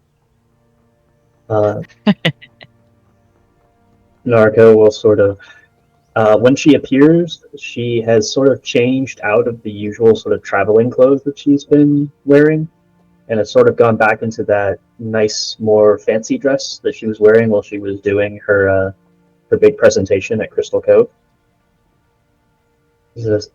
So, we are now heading for Tramonto, and there's a few things that we probably want to go over before arrival. Mainly regarding the fact that we're going to be rubbing elbows with all the big shot nobles of the town, and that tends to come with complications. So, hands up, who here has any experience with dealing with, rich, powerful, noble type people? I know I do not want to rub their elbows. Paul does. But, Yes. but Jade, have you? Only when Paul lets me. Okay. So, the fun thing about nobility that I have learned in my many years growing up amongst them is that everything gets to be more complicated, because when you have a lot of money and status, that is what you do to make life more interesting. Is you come up with ways to make games that you can win at or gossip about with everyone else. That does not sound fun. Not for everyone else. So I don't particularly like that thing about high status families, but we are going to be guests, and we're going to need to navigate that to get what we need. So the the one thing to keep in mind is that everything is about status and rank, and it's a little bit easier in that in Tramonto, much as it is in Point Pleasant and Crystal Cove, is that your status is pretty heavily tied with how much money you have. But even so, there's internal rankings within that.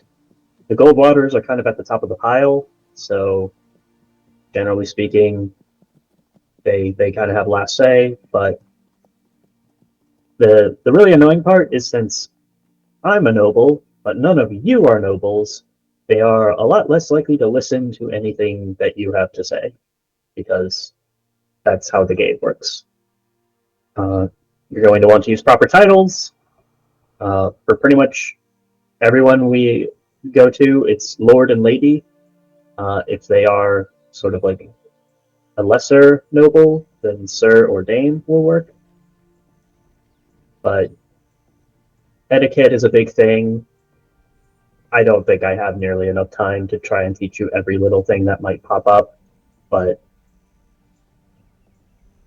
generally, like if the ranking noble in the room is standing, don't sit down. Bow or curtsy. Don't speak unless they give you permission to speak. It's a lot of nonsense like that. If you happen across one who's, cool, and they give you permission to not do all that nonsense, that's great. But keep in mind that they're probably going to be fascinated by all of us by virtue of being weird adventuring people, and that's, novel for them. I don't really have a good plan here. I'm just rambling. Why are we talking to these people again? So we're talking to these people because I have to get married, and also I believe we know of at least one of the echoes that's at work in Tramonto. Whether or not whatever they're involved with is tied in with some of the weirdness going on with Marcus and his family, I do not know. But the pattern would hold it probably is. So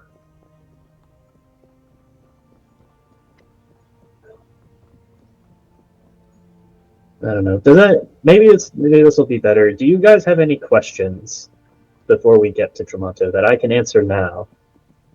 What are the penalties for not playing by these rules? Usually one of the big penalties is humiliation and scorn. Acceptable. Which, yeah. We don't want Noriko to be humiliated. She has to get married. It will make it a lot harder for us to get information or help out of them.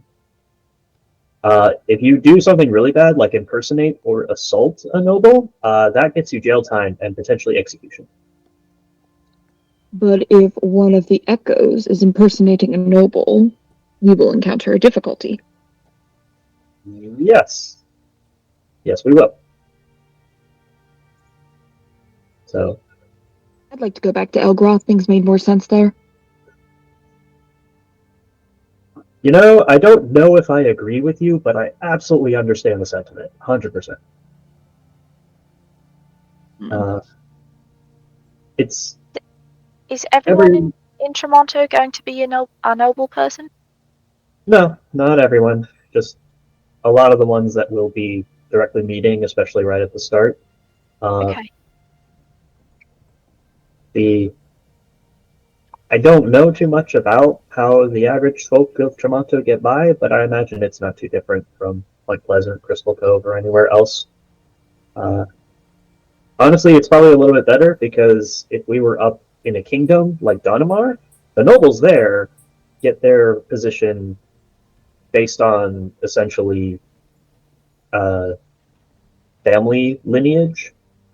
So if your family did something cool for the king, he rewarded you with lands and a title, and then your family just has that forever. And then it doesn't really matter as much what they do afterwards, just so long as they keep serving the king's interest. So at the very least, the nobles here have to at least, keep turning profits with their businesses and such in order to maintain their status. Okay. But So what do we what do we do? Should we get a fancy dress like you have a fancy dress? You look We do very not want a pretty fancy tonight, by the dress. way. thank you. Honestly, being sure that you're wearing sort of the best clothing that you can stand would probably help a bit, just as far as making a good first impression. Um,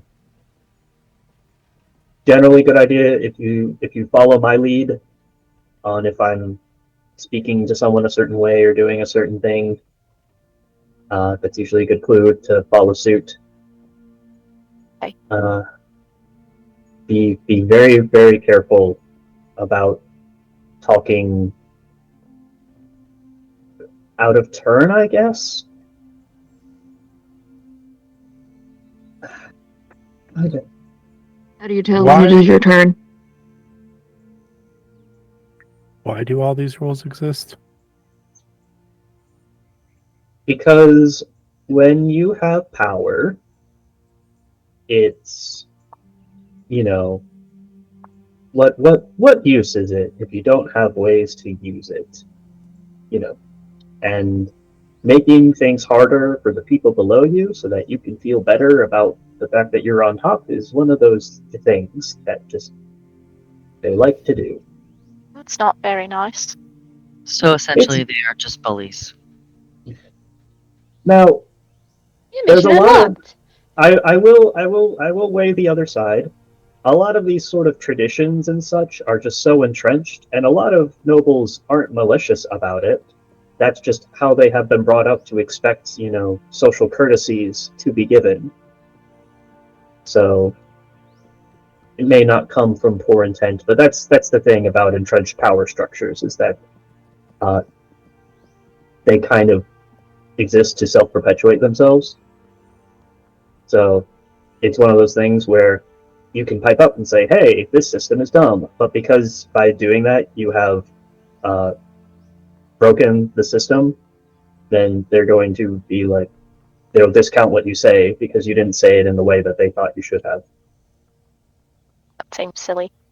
It is very silly. I have spent a lot of my life as a noble learning just enough to not have to deal with other nobles because I don't particularly like all of that nonsense. Uh, I don't got a choice this time, so Well, at least we'll be there with you, so you won't feel as uncomfortable. I mean, on the one hand, yes. On the other hand, just the fact that you guys will be there with me will cause plenty of nobles to immediately come up with all sorts of things in their heads about us that may or Oh, may not be true.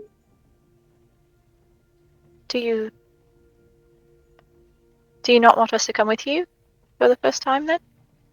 I want you to come with me because you guys are my friends and my coworkers, and we found a Mysticus Mechanicus together, and I am not ashamed of all the cool stuff we have done together. Uh, I am more just trying to get you guys ready, just how it was probably uncomfortable to sort of speak the language of Elgroth and punch people until we were friends. It may be uncomfortable to speak the language of the nobility of Tramonto and do all of the tea parties and use all the correct terms of address and sirs and ma'ams and wearing the stuffy dresses that I look great in, but also have nowhere for me to put my gun until we're friends there, and then it'll be fine.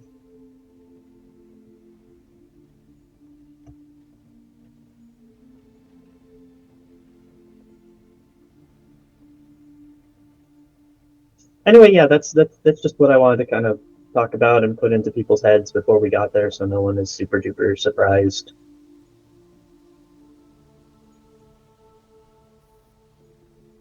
You are the expert here, Naruko. I will follow your lead.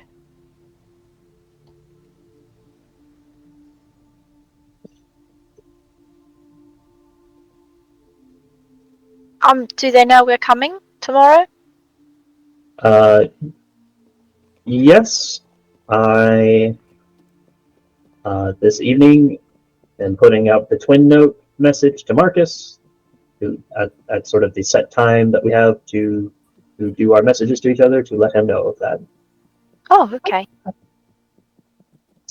then I'm also going to send the same message to Mom so that she can know that the wedding's not on yet, but that's where I'm going to be soon. Well, it'll take her a couple of weeks to get here. So, good. So let her know now. Mm-hmm.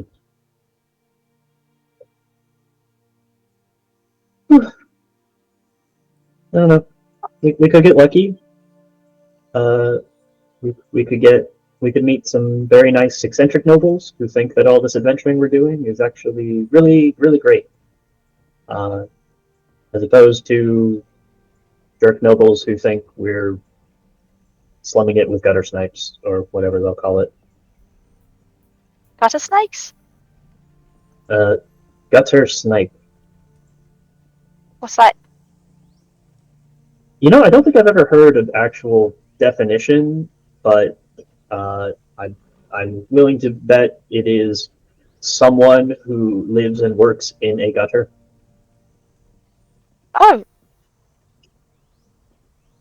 Do people typically live in gutters? If they are poor and homeless, sometimes. Oh, that's sad.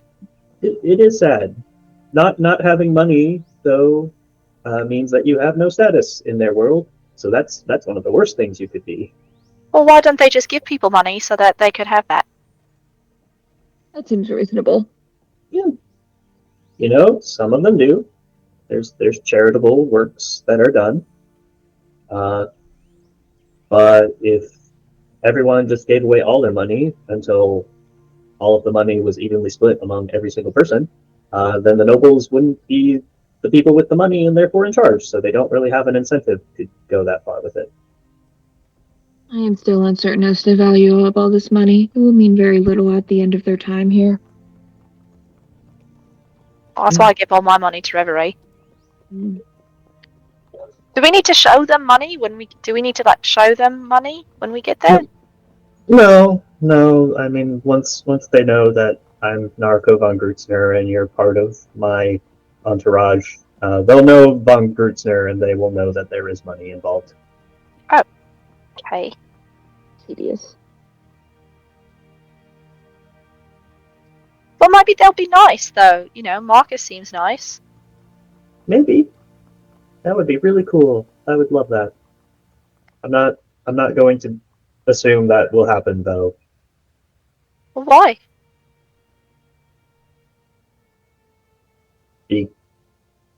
Because then I will be upset if we meet someone who is not nice. Oh, I suppose that makes sense.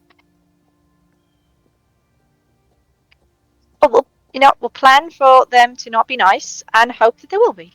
Yeah, that's why I called this meeting. So I've shared sort of as much information as I really can. If we had weeks before going to Tramonto, I would be doing all sorts of etiquette courses with you. We don't got time for that.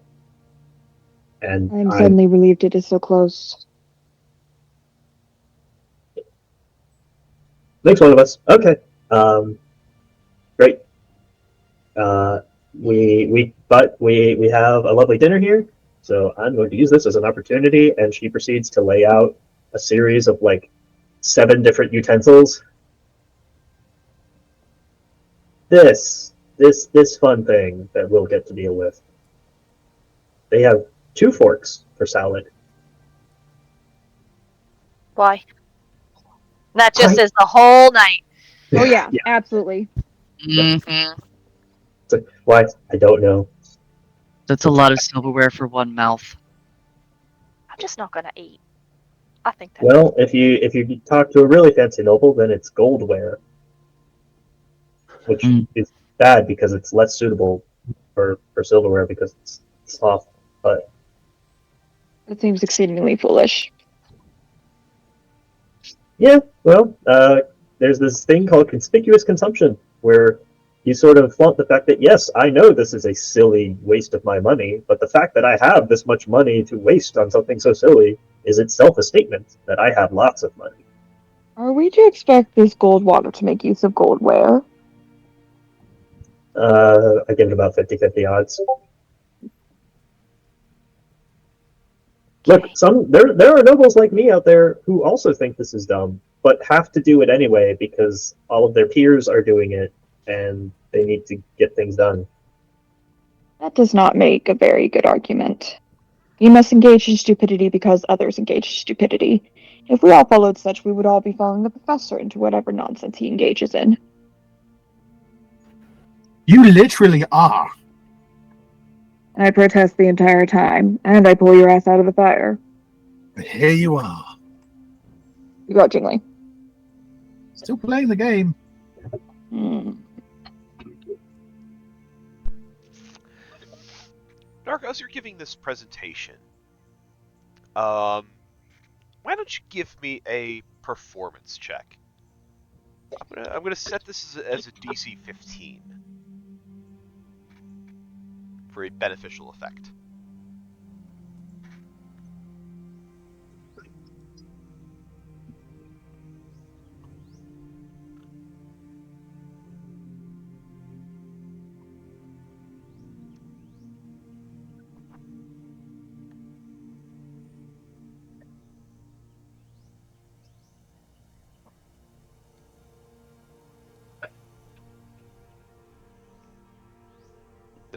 Was I muted? No, you were good. I'm waiting to Oh. hear from Narco. Oh. Waiting for Narco. I missed that. I thought you were talking to the professor. Are you talking to me? Yes. Yeah, that was you, buddy. Oh, what did you need me to do? I Sorry. apologize. Sorry, I've been there, man.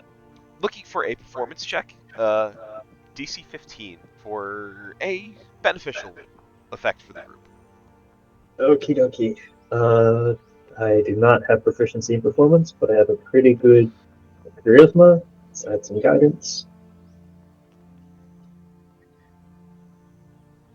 Okay, sure. That is a nat 20. Plus guidance and charisma together make for a 27. The gods are on your side. Well, if you hit the 15, I was gonna say, D4, but why don't we just make it straight up advantage now for your party? Whenever you are making any kind of skill check roll, for etiquette. You're gonna need that. Here we are. You're gonna need that so hard. So bad. So please don't forget that whenever you're making any kind of skill check throughout the time you're in Tramonto for etiquette when dealing with high society, you'll have advantage on your rolls, everybody. Mm. Because Narco is such a fantastic teacher at in this short amount of time that you've had. Just Narco tries to start teaching a subject. Someone asks, "Well, why do they do that?" Narco's like, "For this reason," and everyone's like, "That's dumb." And Narco goes on a rant for like 30 minutes. Oh, hey, that's what I'm going to do in about 2 weeks. And then the next subject is introduced, and the same thing happens. Absolutely. So Narco is So that's out here. any advantage on all skill checks regarding etiquette. Yes. Nice. Does Narco get the advantage too, or since No. she's the teacher, she can't? No, Narco gets it. All right, this is better than real life. I never get advantage.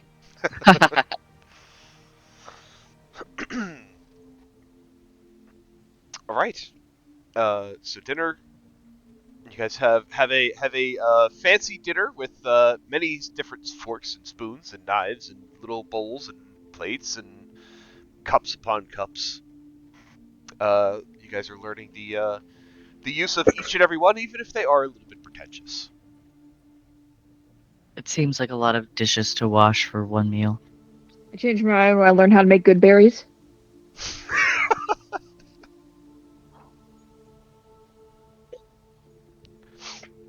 Can Goodberry be cast on an apple? Shit, that'd be the fucking. You just get a tiny little apple every time you do Goodberry. You know what? Do you know how happy that would make Red? I actually love that flavoring. That if Ren were to pick up good berry, it's not a berry, it's an apple. Good apple. Happiest fucking centaur you've ever seen. I kind of love that. Happy red noises all day, all night.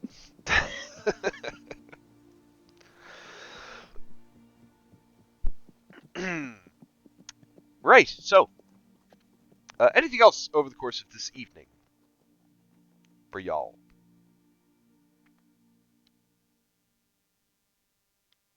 Nope, Jay's gonna have her panic attack after we get to Tramonto. Hey, Oh, we're gonna wait till nice that you Tramonto got for that that. scheduled. Huh? We're gonna wait for Tramonto to have that for that to happen. I mean, I can roll for panic attack now if you want me to. But, Let's whatever, go. I'll roll for panic attack. whatever you feel is appropriate for Jade. What did we decide panic was? I think it was just a 10. Just straight Oh, 20 roll? straight roll. Because I rolled a 7. I would add your wisdom modifier. Okay, I'm fine. Which is probably a 5, right? Yeah. Yeah. A Alright. little nervous, but fine. She's got so many things to focus on that are keeping her occupied. So the night goes by, and at first light, you are given alert of the first sight of Tramonto is within sight. By mid-morning or so, you are kind of finding yourself guided into Tramonto's harbor by a tall light tower that sits at the one end of the island. And I have a little bit of a description before we get there. Sailing into the city of Tramonto, you first notice the intricate network of canals that weave through the city like shimmering threads of silver. The morning sun casts a golden glow on the water, making it sparkle and dance with light. The canals are lined with colorful, ornate buildings whose facades are adorned with elaborate ironwork balconies and lush, flowering vines that cascade down into the water. The city's architecture is a breathtaking blend of grandeur and delicacy. Tall, slender towers rise gracefully above the cityscape, crowned with elegant spires and domes. Their weathered stone faces are decorated with intricate carvings of mythical creatures and historical figures, hinting at the rich history and opulence of the city.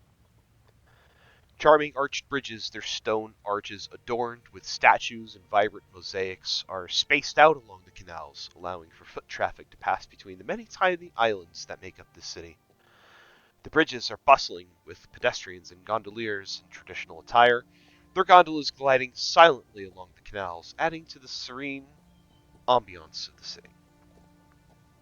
The distant sound of music drifts through the air, and the scent of freshly baked pastries and robust coffee carries on the breeze from the nearby cafes and bakeries, mingling with the salty tang of the sea.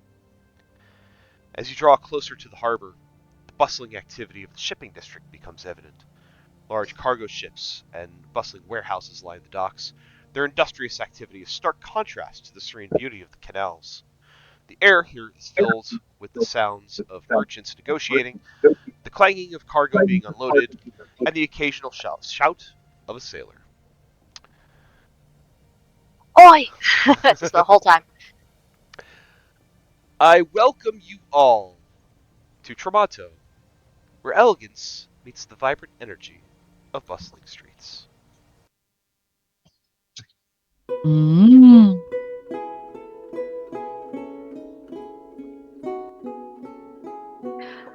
Ooh, oh, this is cool. Hell yeah. Mhm. So, Oh my god, this map is huge.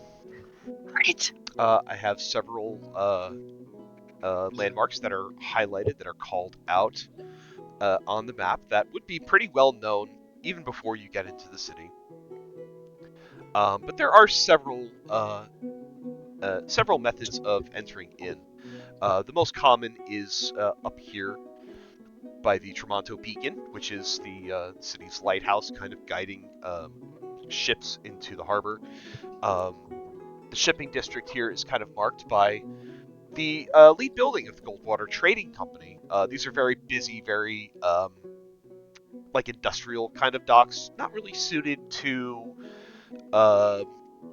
like civilian traffic, but it's a place to go if you wanted. There are more docks south here by the Centro Mercato, or the Central Market. There are also some kind of along the main canal here, going through the center of the island. Or you could be so bold as to just dock directly at Palazzo Goldwater itself. If you want to make your immediate entrance. So there are options for you guys to go. The yeah, the options are near limitless. So I will put your ship on the map. That, and I'll let you all take it away wherever you want to go. I think when the call came down that, Tramonto was coming in, Jade went up top to just look at it while it comes in. I think she falls in love with the city. It's everything that every book would ever describe as a very romantic city. It is Tramonto, the city of love. Oh shit, that's adorable. All the canals and all the pretty things and the flowers and the food and And if you are looking for a more real life inspiration and visual for this, this is absolutely based on real life Venice. So, Oh, what? No, really? I mean, I was gonna say, I such think, Venice vibes. I love it. I think I might have put that in like the world lore document at the very beginning of the campaign. I feel like even if you didn't, you put enough in there that I basically asked you if it was Fantasy Venice, like as soon as I was trying to figure out where my fiance was going to be. Yeah, probably. I'm like, this sounds about right. And also, next you'll tell me that Assassin's Creed will also have no influence on this whatsoever either. never. Yeah. I'm just saying, if we do get in a fist fight with the Pope, I will give you bonus points. That would be amazing. But yeah, as far as where to dock, I think Naruko's vote would be to pull up to the Goldwater estate and dock there. Uh, if for no other reason, then they're probably going to want her to be like staying in their guest quarters while she's there, and at the very least, then the ship and everyone else can be like close at hand if they need to be.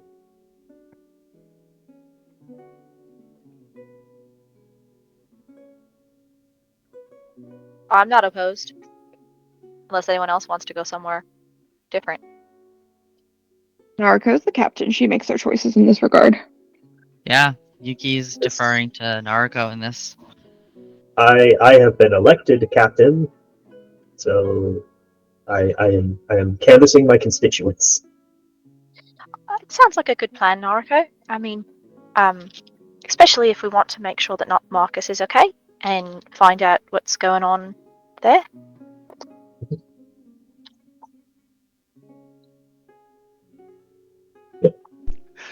Anyone who does not want to is more than welcome to find their own private accommodation elsewhere in town.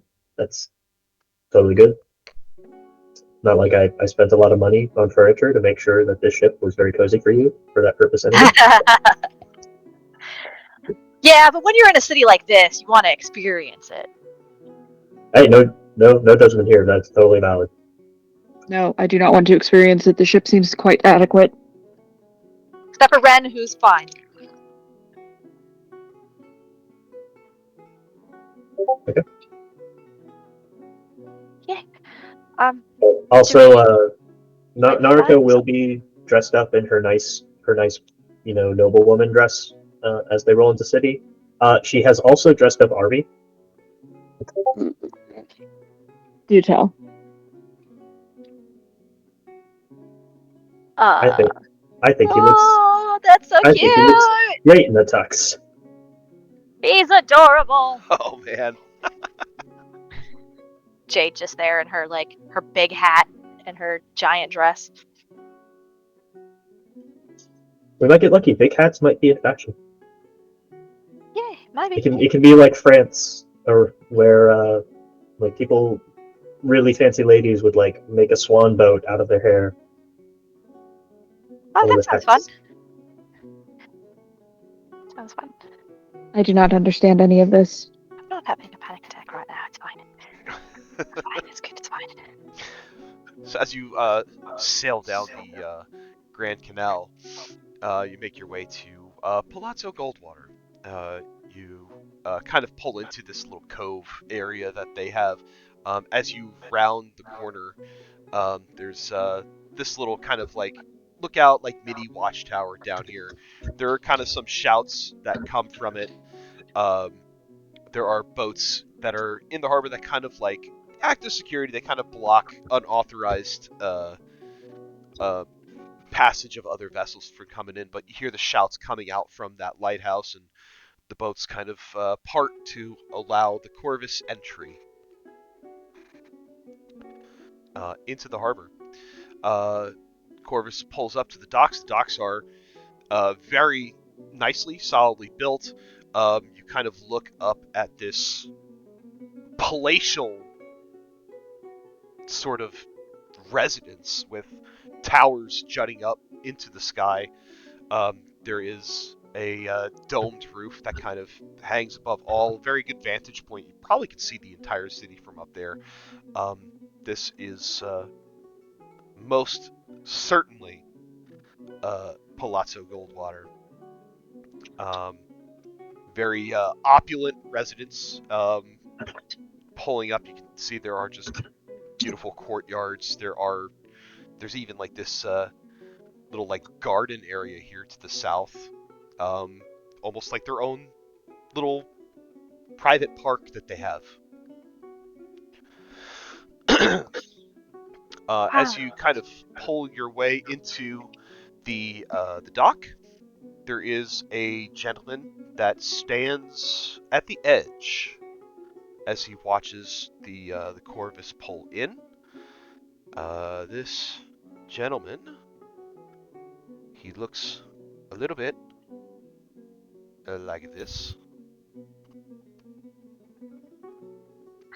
Oh, seems quite old. He has such butler vibes. Oh. He has such blue eyes too. I'm immediately distrustful.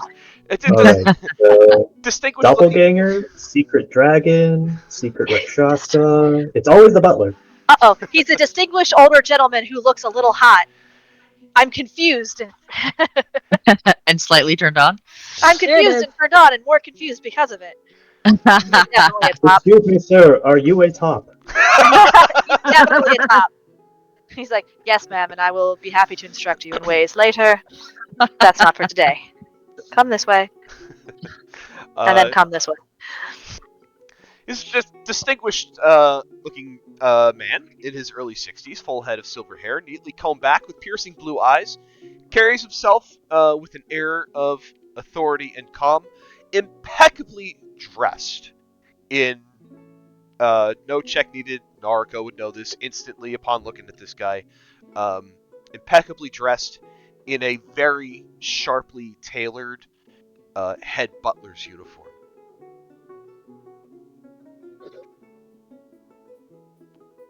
Cool.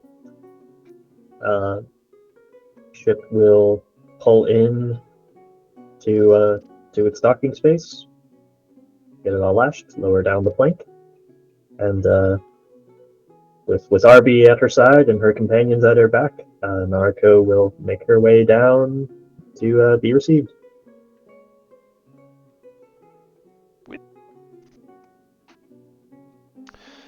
He kind of stands with a very proper posture. He's got his, chest out, chin up.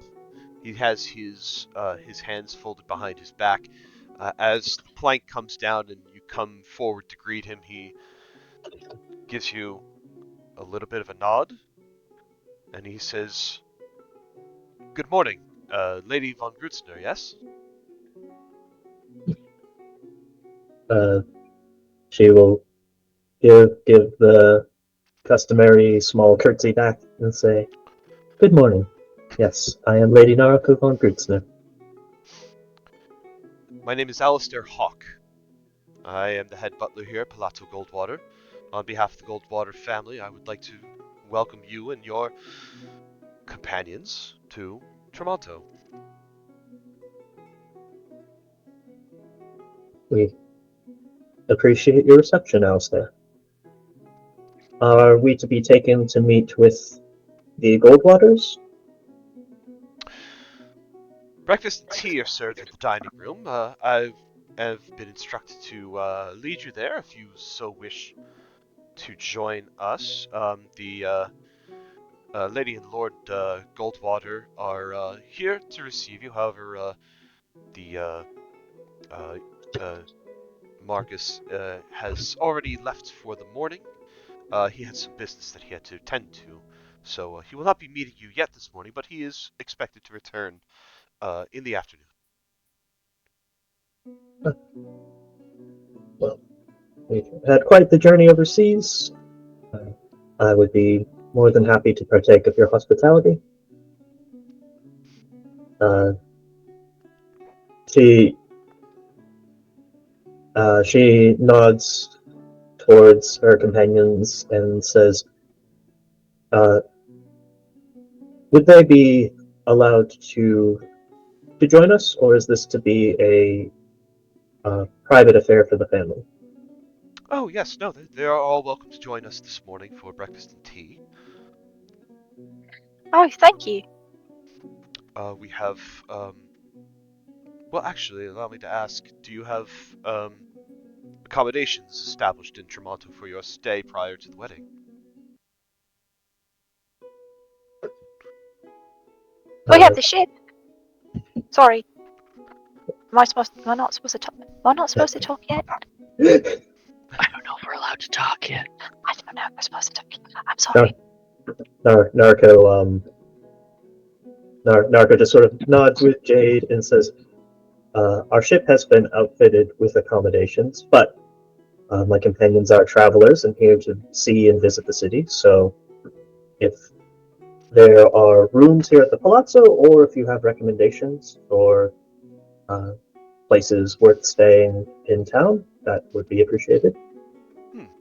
Yes, of course, the young Master Marcus, he is quite a progressive young man. He has instructed us to set up guest quarters for yourself and each of your traveling companions here. However, he has expressed understanding that that may not be entirely comfortable for some or all of you. In which case, there is an inn that is close by called the Civic Rest House, uh, where we may also secure accommodations for you if you do not wish to stay here at the Palazzo. Civic Rest House has been added to the map. Ah, whip. That's such a uh, civil and bureaucratic name for an inn. Well, yes, you see, it is in the government district of Tramonto, very close to the Palazzo di Tramonto, where our mayor resides.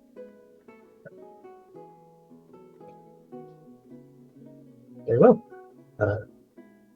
Thank you for the information, Alistair. And if you see Master Marcus before I do, pass along my thanks to him for the considerations. I will do so most graciously. Thank you, Lady von Gutzner. Please, would you and your companions follow me? But before we enter, may I have their names so that I may introduce them before we enter?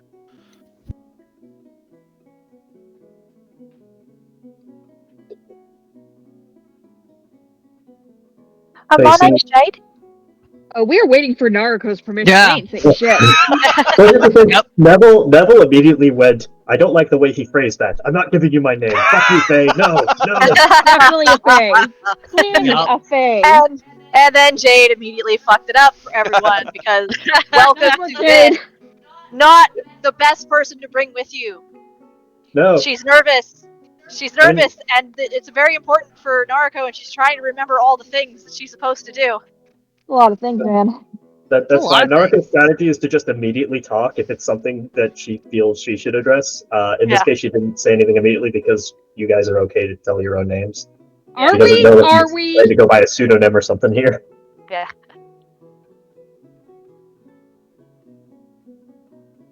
Yeah, we still ain't saying shit.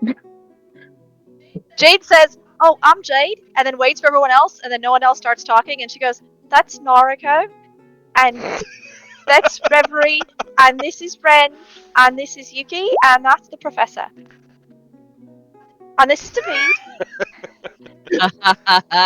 This is Oh, Dave. good. She's introducing the skull to people.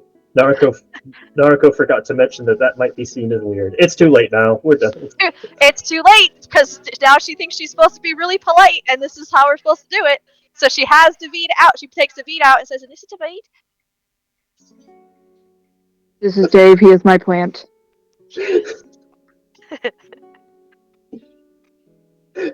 Just getting so flustered and nervous because she doesn't want to fuck this up for Naruko, and then just fucks it up because of that. Oh, this is happening exactly how I thought it was going to go. Yeah, wait till we sit down with your soon-to-be mom and dad-in-law. How do you think that nervous chatter is gonna go? It's gonna go great. It's okay. The fact that things just sort of go sideways almost immediately is kind of refreshing because then Naruto's just like, oh well, I didn't take that into account. Okay, that's fine. I can stop caring now. We're not gonna get a perfect run at this.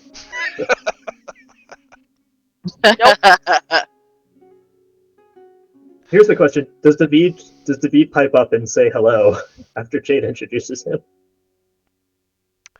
I don't know what would Jade instruct David to do in this situation. Jade doesn't instruct David to do anything. Oh, David is his own person. David is his own person. so I think the glowing skull at Jade's side will pipe up and like shines with glowing red eyes and says, "Hello, yes, I'm David." He doesn't have tea, so we don't need a place setting.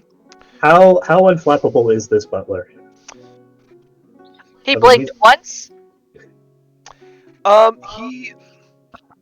He is like a professional through and through. If he has any kind of emotion or thought, it does not show on his face. He just stands there in his proper posture and he nods as he listens to each of your names. You can see he's kind of taking it all in as you are speaking it, but he's doing so without any kind of notion of emotion, judgment, none of that. It is not showing on his face at all. Whew, when he gets to the maid quarters tonight, the gossip that is about to happen. Look, 9 times out of 10, the staff are thrilled to have weirdos like us around because They have something to talk about. well, and that also means like, oh boy, I can't wait to see what the masters of the house have to deal with now. Oh, you. Great. And then just from in the walls with their little peepholes, just giggling the whole time. So then, question becomes real talk. Are you guys introducing yourselves as yourselves, or are you giving fake names? Are you introducing Jade your already introduced familiars? them Or are you all. introducing your pets? Jade, that was Jade telling him all of their names. Okay. Because nobody spoke up after she said hers and then thought she had to tell everybody's names. Oh yeah, that was all in character. Jade That introduced was all everyone. in character. Yeah. Oh, okay. Then just introduced Dave. That's how There we was ended. Just as There was a Dave. moment of silence from Nariko after he asked for our names. Jade thought we were supposed to give our names. She said her name. There was more silence. She got very nervous and just started introducing everyone and then David. Yeah, that's how that went. Yep. That is exactly what happened just now. What about pets and familiars? I introduced David. I introduced I Dave. introduced Dave. Dave. So we got David and I ain't Dave. got none. Great. Yuki has not collected any familiars that are with her. He is at Nope. the temple. He's currently surfing a shark across the ocean. I have a Attaboy. Korak, but he is not here right now. Hey, he counts. Is it a shark or is it a whale? Or is it a Yes. whale shark? Oh my Oh, gosh, it was those a whale. sharks It was are a whale. awesome. Sorry. Yes. It was whales, an orca. That's right. Yeah, I read it was an orca, Yeah, but it was if an it was orca. just a fancy magic shark, that's cool too. No, it was totally an orca. COVID brain fog was like, yeah, that was a shark, right? Nope, it was an orca. Too many silverware. Can't have owls around. Okay, so Alistair kind of nods as he hears your names. He goes, excellent. Please, follow me into the grand entrance. And he will lead you towards an entryway that leads you kind of into a courtyard in the palazzo. Through that courtyard, the walls surrounding this place are like old stone, built sturdy as hell, tall with the parapets and stuff that you see kind of in the art on the map. Leads you kind of to the inside of this building, and as this grand door opens, just rich wood, polished silver, kind of adorning this door, opens up to a large grand entrance hallway that runs from the back to the front of the palazzo, almost like shotgun style. The floors are like white marble inlaid with gold. There's gold accents on a lot of the decorations that you'll see within this place, kind of befitting the Goldwater name. There are chandeliers, candelabras, all sorts of things, but even though it is kind of done in this uh, in sort of a sense of a family that definitely has a lot of money, it's not like gaudy. It's very tastefully done. There's, like I said, there's like a lot of white. There's a lot of like gray and black marbling in the floor, things like that. As Alistair opens the door and makes his entrance, he kind of stops a few feet inward in this entrance, and he says, announcing the arrival of Lady Nariko von Grusner and her companions, Arby, Jade, David, Yuki, Reverie, the Professor, Ren, and Dave. And he steps aside to allow you all to enter into this grand entrance hall. Ooh. Ah. Do-do-do-do-do-do-do. So pretty. I feel like I need to whisper. As you step Why? inside, he looks at you all and he says, the maids, and the housekeepers, they will take you to the dining hall, and I will make sure that the kitchen is prepped and ready for you. Lovely. Thank you, Alistair. It is my pleasure and an honor to meet you. Narco gives a little curtsy. So these these housemaids will kind of lead you towards it is a large dining room, but I think in the back of your minds, you all think there's definitely like a larger dining room in this place. Somehow that exists. It's this large rectangular room that is just full of natural light from massive windows that line the walls. Very long wooden dining table. There are plates and utensils that are set up exactly as Narco kind of displayed to you all aboard the ship. Immediately as you sit down, there are hot um, kettles of tea ready to be poured. There is cream, lumps of sugar that are out, and the staff will begin pouring tea for you in each of your mugs as you take your seats. As we all sit down and get ready to have a very nice, very fancy brunch in this extremely large building. And with that, it's 11 o'clock, and it feels like a good place to stop for the evening.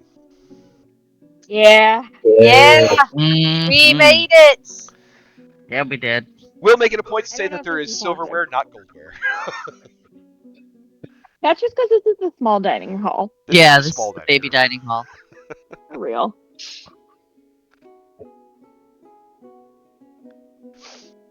I love that I found like this Baroque music from YouTube and ripped it. It's I love it. great. Yeah, it's Oh, it's perfect. perfect. Nailed it. I was searching on YouTube and it was like 3 hours of Baroque music. I was like, awesome. Done. But I can only use Nailed it. I can only upload like 10 minutes of it to Roll20. All right. So It'll get the just be job like done. this. It'll just be like the same 10 minutes repeating over and over. That's That's fine. okay. It's still nice. Yeah.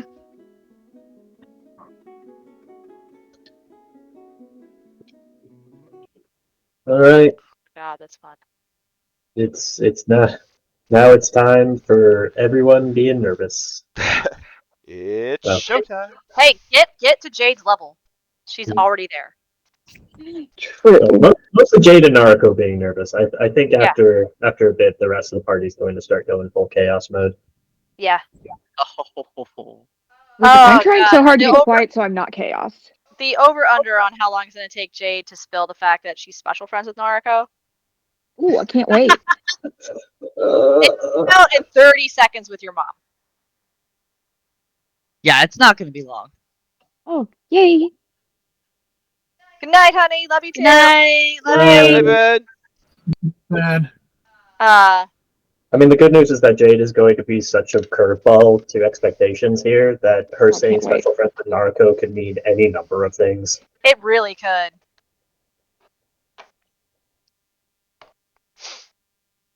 Look at that. It only took 73 sessions for us to get here. Woo! I mean, getting here wasn't like a major priority. It's kind of a priority. No, definitely not. Oh God, it's so funny. Whew. Yes. I feel like I've got to be a little bit on my game because I feel like Tramonto has been built up, and I'm like, Oh yeah. I gotta show up. I got notes for this place. I gotta show up, man. You always show up for it. You're good. Hell yeah.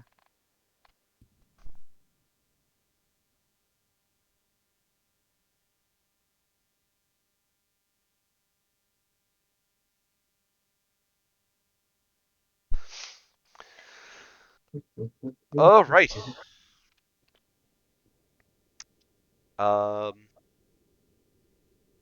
nominations for this evening. Nariko, Mm-hmm. doing her damnedest to control us. I It ain't working.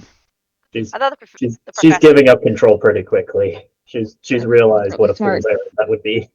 The professor had a really good moments tonight Mm-hmm. with Oh yeah. everything that happened with that vision, and then not saying anything to anyone about the fact that he just had a vision and got talked to by Ghost Boy and Jeffrey. Yeah. Yeah.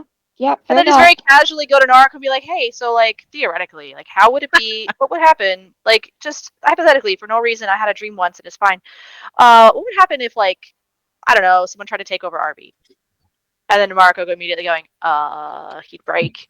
It Why? can't happen. What's Impossible. happening?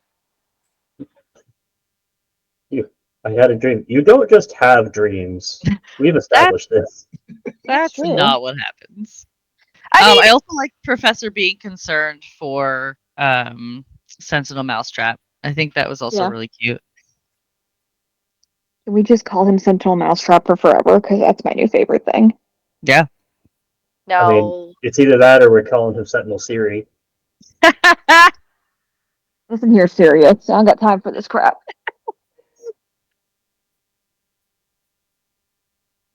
We're going to forget he exists after a bit. Yeah, Mhm. absolutely. We already did. We did not introduce him. He's on the ship. Well, yeah, he's not part of the party. Like he's No, never he's there. supposed to Just come nobody with us. talks about him. He just kind of hangs I behind. love it. He's never supposed to be with us. He's just on the ship like the goblins are. Okay, cool. I like the goblins. Yeah, you didn't introduce them either. They're just Nope. on the ship, hanging out, having the best time. Give me the Sentinel as a sidekick and let me show you how useful he is. That doesn't sound ominous or fucking anything. Jesus. Definitely not. I like how Instead the of professor definitely latches onto some people as like, no, it's too dangerous for them to be here. Meanwhile, you have a crew of 50 people. Not But at those all people concerned. didn't get outwitted by 3 goblins. He didn't get outwitted. He got surprised. look, Man, the ship, He the was ship crew. blind, falling, and they attacked him from behind. I'm just proud of them. The crew of the ship has already seen and dealt with the demonic duck of doom. At this point, anyone who didn't want to be here anymore just popped off at the next port. Yeah. True. We've got a bunch of people with a bunch of death wishes.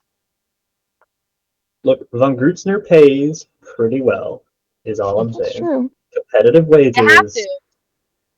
Yeah, And- Jake bargained for them. I didn't bargain for everybody's wages. I just bargained for I bribed the goblins to come with us. Yeah, Yeah, she, you she did. declared money for the goblins. I don't understand money. Yes, Yeah, we know. I know. We all know. Yep.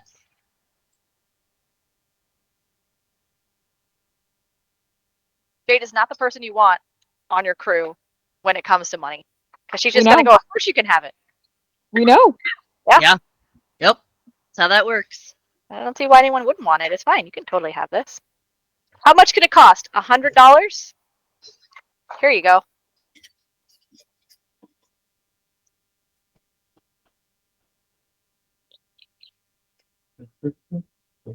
Ah, so fun.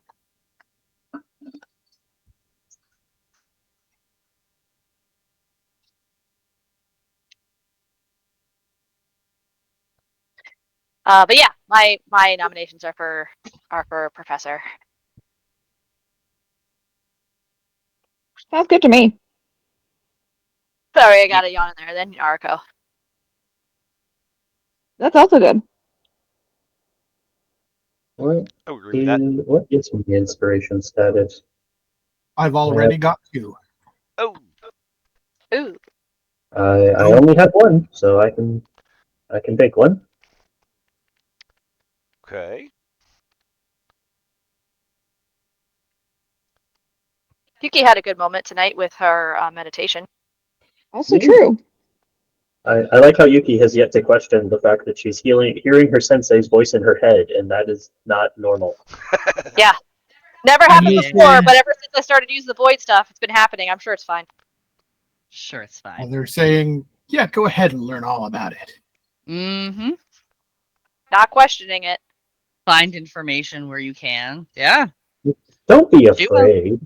Yeah. You don't need to be afraid of the spooky tentacle magic. Oh. Use To it be more. fair, And I think it was more of like, don't let the fear control you, because then you're not learning anything. If you just stay afraid all the time. Look, I have tricked too many people into making demonic bargains for me not to see all the signs. also true. I'm not trying to trick anyone into a demonic bargain, probably. Step 1, Hey, you convince the person that they're in no danger because they're too smart to be tricked in the first place. Have I been gaslighting people and not realizing it?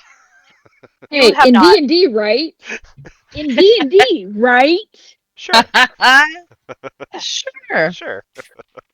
Look, Neville can make as many demon bargains as he wants for other people. That's what you go to a broker for. Look, I have been on the offering side of this business, and I intend to keep it that way. Never accept a deal because that you don't create yourself. Because if you do, they're just gonna fuck you over. Look, I've got Cathilda to be buddy with a succubus. Like, Look, she went into that knowing that there was a thing, but it was the best of several different scenarios in her head. Also true. Look, if I get a favor out of it, this might be worthwhile later. I'll bank it for later. Valid. Also, this is a bit of a milestone for me. I actually have a town with a government. Woo! Weird.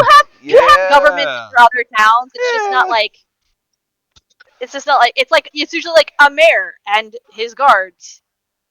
They do get elected.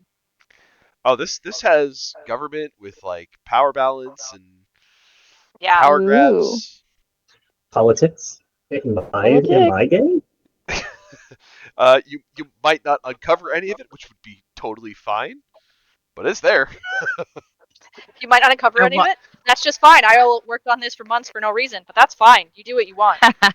Listen, I I told want you. you to know you said power balance, and I heard power ballads. So There's a bunch of bards that rule this town. I was like, cool. Here for that. Goose. Oh, Mess Lord. with the honk, you get the bonk. Look, it's D&D.